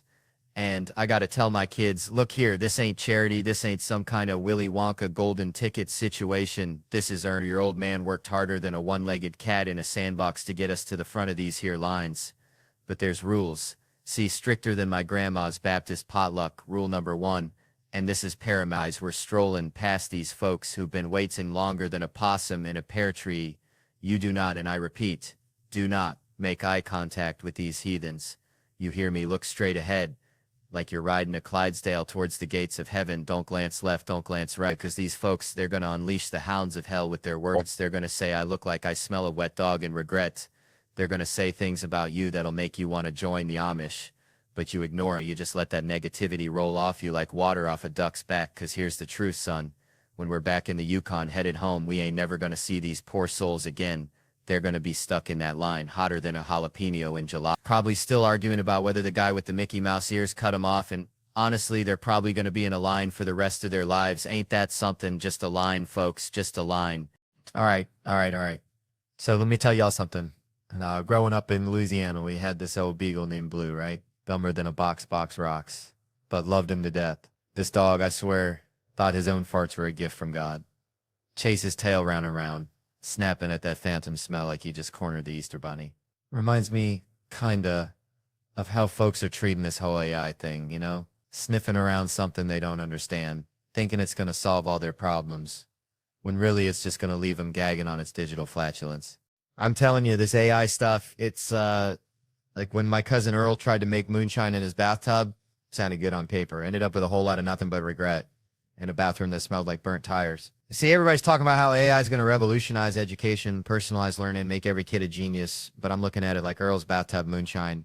A lot of hype, a little bit of potential, and a whole heap of things that can go sideways real quick. They say it's going to adapt to each student's pace, give them custom tailored lessons like some kind of learning concierge. But I'm thinking, what happens when the AI gets bored? What happens when it decides little Timmy needs to learn about the mating habits of the Bolivian tree lizard instead of fractions?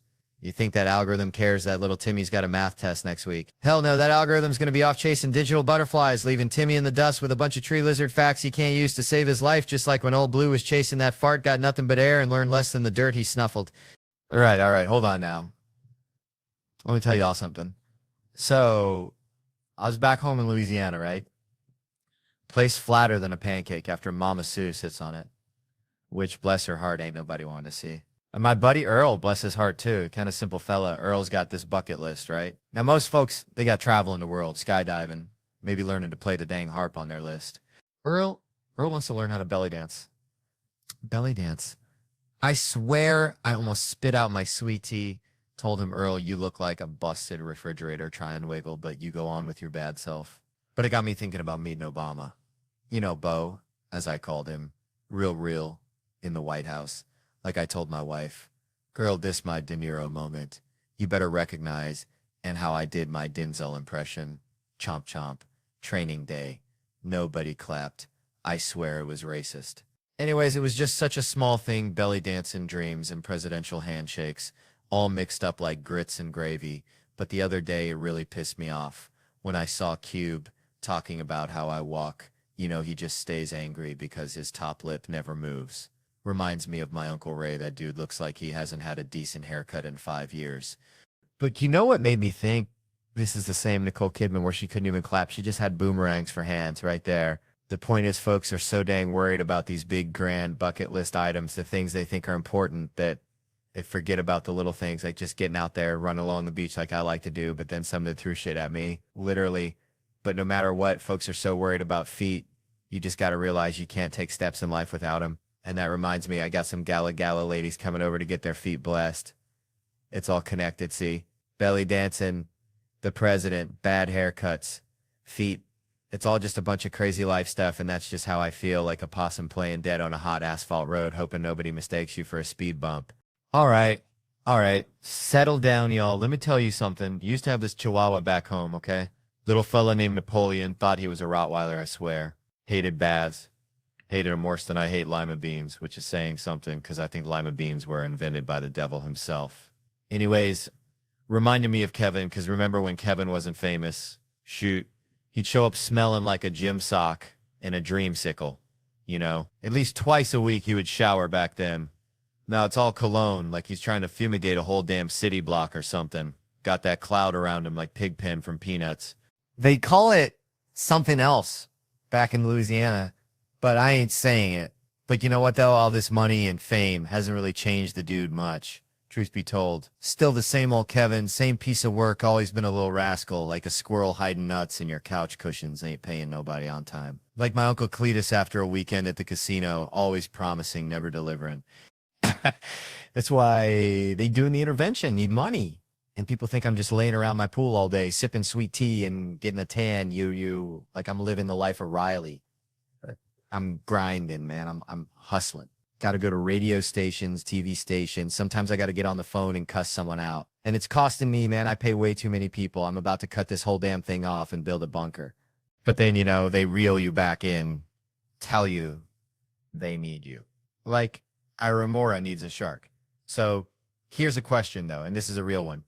Who's the funniest out of this crew besides yours truly, of course? I'd say you're funny, man, because you seem smart, and smarter folks are funny in my book. It's about time someone give me a little credit. Praise the Lord, truth finally comes out. But him. Yeah. Dude's quiet. Got to watch out for the quiet ones. They're like a possum playing dead. You never know when they're going to strike. Nah, man, I'm the creepiest, always have been. Anyway, Comedy Central, Netflix, you know the deal. Got to plug the stuff. Y'all been a good crowd, evened out the balance of my show, met my black people quota for the year. But remember Kevin and the other black guys? We bleed it. Anyway, you can see us on tour at Kevin Hart Nation. Joey, what's up, man? And hey, since we're at the end of this thing, I'm going to go walk up this staircase on my set that I've never walked up before. Hit that subscribe button for more of this nonsense, y'all. And remember, always check behind you. You never know what kind of craziness is lurking around the corner. It's probably a Chihuahua named Napoleon or Kevin Hart or something equally terrifying. All right. Now, so boom, let me tell you something. Grew up down in Little Ranger, all right? Smallest town you ever did see. Except maybe for that time I saw a cat here in a tiny cowboy hat in a dollhouse. Smaller than that even. And there was this fella, Billy Bob, no relation to Thornton's or whatnot. But this Billy Bob thought he was Bruce Lee, even though he looked more like a possum trying to do the splits. Anyway, Billy Bob was all about martial arts, always saying it was the only way to know which style was the real deal. Like figuring out if Tabasco sauce really goes on ice cream. Some things you just got to try. And he'd go on about how they need a place where folks can use anything, everything, fists, feet, headbutts, elbows, even beating if that's your thing, because can a real fight, there ain't no rules except maybe don't poke a fella in the eye with a dirty stick. It's kind of like them UFC fights, right? Bloodiest, most barbaric thing ever, but also kind of honest, like seeing a politician eating a corn dog. You get a real good sense of what they're about. So Billy Bob always said he designed this arena, an octagon, so no one could run away, because when you're getting your butt whooped, sometimes you just want to bounce, like when you accidentally walk into a family reunion full of folks you ain't seen since you had that unfortunate mullet. All right, folks, let me tell you about my Uncle Earl. Bless his heart, used to collect dryer lint, right? Not just any lint, mind you. Earl only collected lint from his underender, said it was like harvesting tiny, fluffy memories of his day, you know? Anyways, Uncle Earl, God rest his soul, he'd always say, Theo, life's like a lint trap, catching all the weird stuff. But it's what you do with that weirdness that matters, and Lord have mercy, he was right. That brings me to Joe Biden, bless his heart. Old Sleepy Joe seems like he's collecting weird moments like my Uncle Earl collected lint, you know? Just piles them up. See him with Greta Thunberg? I'm predicting awkwardness so thick you could spread it on a biscuit, that's a fact. He'll be whispering sweet nothings about the ozone layer. She'll be glaring like he just single-handedly melted the North Pole. It'll be a YouTube goldmine here. I'm telling you. And Asians, now there's a group, y'all. Smartest folks on God's green earth. They're building iPhones while the rest of us are arguing about politics on Facebook. That's a fact. I'm practically an Asian supremacist, if that's a thing. I ain't hating on nobody, but them Asians are just out there hustling. They deserve a little credit. Except I saw a fellow on Twitter saying racist stuff to Asians on his iPhone, and I was like, hold on, at least have some respect for where that stuff comes from. You're right there next to the damn children making the electronics. It's like being circumcised and then complaining about the doctors. I'm telling you, folks, that's the kind of respect that we need in this country. Man, I swear, growing up in Tickfaw, Louisiana, was like living inside a fortune cookie written by a squirrel on meth. Remember old man Bergeron, who swore he could predict the weather by smelling his elbow? Yeah, well, he also tried to teach me how to hypnotize chickens. Said it was the key to getting rich. Turns out all it got me was a peck in the eyeball and a healthy respect for poultry's ability to resist mind control. Which brings me to this mortgage lender I met at the VFW last night. Looked like he just stepped off the set of Downton Abbey after a particularly rough shrimp boil. Kept saying I as well after every sentence, like he was narrating his own impending doom. And let me tell you, the man needed a drink like a catfish needs a crawdad. Kept slurring about another collapse of our time and how plaid shirts were the only thing holding society together. Made me think, you know, maybe Bergeron was onto something with those chicken. Maybe they knew the whole damn system was about to go belly up and they were just refusing to cooperate.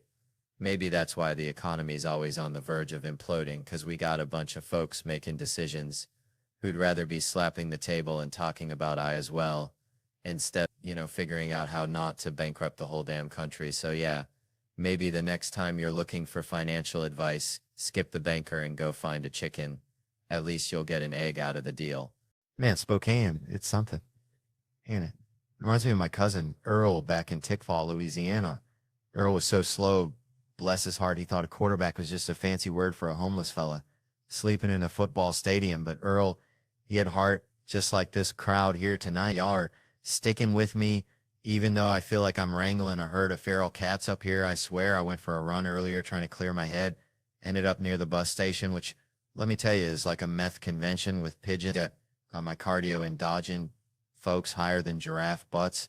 And this table here, they're giving me the stink eye like I just served them a plate of roadkill possum. I saw them shaking their heads like 9 times. I got a sixth sense for that kind of thing. Maybe they didn't Google, which is my favorite. People show up thinking I'm going to be all Mr. Rogers in a sweater, then bam, dead baby jokes galore. And they're all like, well, this ain't for us. Like they wandered into a cockfight by accident. Who does that? I ain't never gone to a movie blind. Like, whatever's planned. It'll be a spiritual experience. That's wild.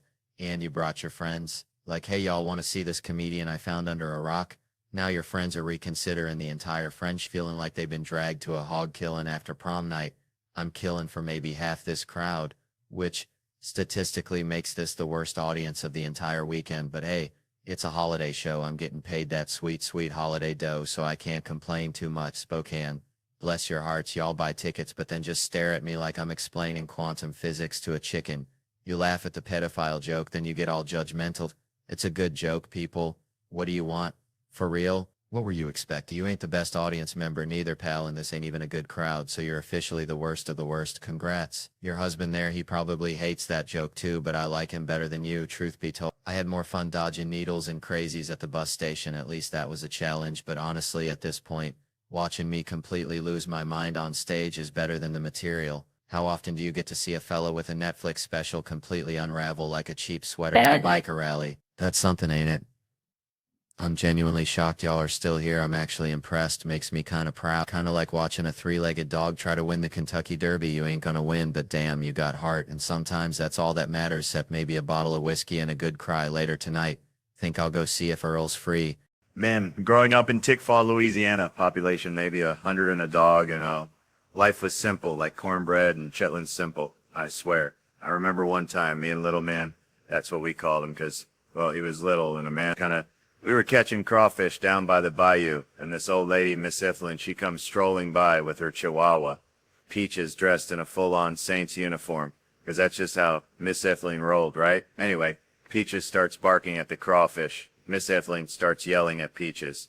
And I swear, little man just looks at me and says, Theo, sometimes I feel like we're living in a cartoon drawn by a squirrel on meth. And I was like, little man, you might be onto something, you know? It's like that's my whole childhood encapsulated right there. Weirdness, beauty, and a hint of existential dread. Which brings me to this thing about respecting authority, because my mom, bless her heart, she had a way of teaching lessons that involved cussing, violence, and a healthy dose of Southern sass. See, I was a rambunctious kid, always running my mouth, always pushing boundaries, like a beagle chasing a mail truck. One time, my teacher, Miss Green, sent a note home saying I was acting a fool in class, which, let's be honest, was probably true.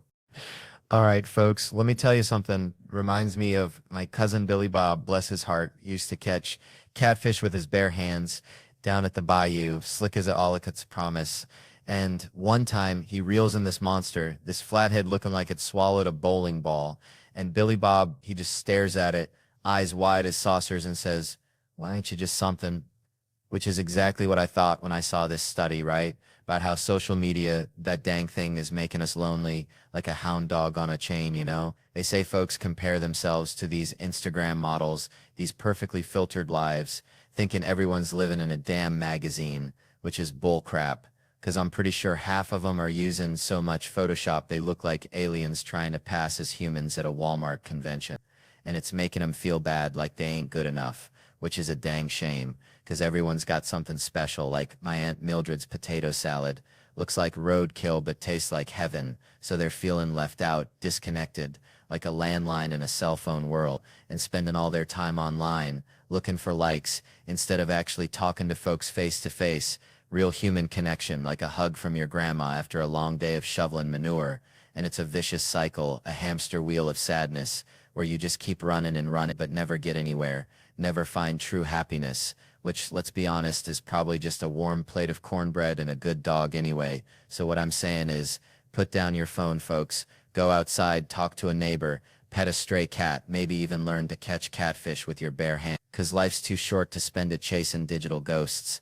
And besides, that catfish might just teach you a thing or two about resilience, or at least give you a good story to tell next time you're standing in line at the Piggly Wiggly, trying not to compare your groceries to Miss Henderson's organic kale, which, let's face it, ain't never gonna happen, 'cause I am a simple man, and I like my Mountain Dew. Just don't be like my Uncle Dale, who thought the internet was a series of tubes, God rest his soul.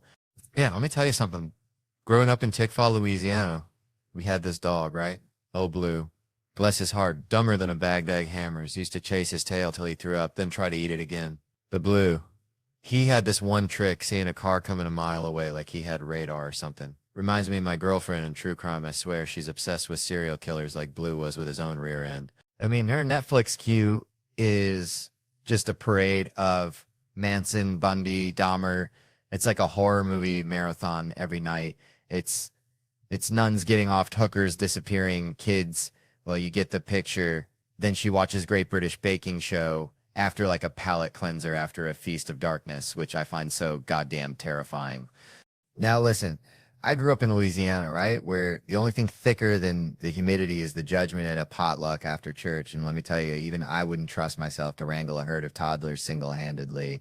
It's like trying to herd cats with a fishing pole dipped in molasses. I ain't got that kind of saintly patience those women got, Lord. They can discipline a kid, then go back to their book club like nothing happened, smiling sweeter than a sugared pecan. I'd be hotter than a hound dog chasing a rabbit in July. See, I try to be nice, I really do. Start off all gentle.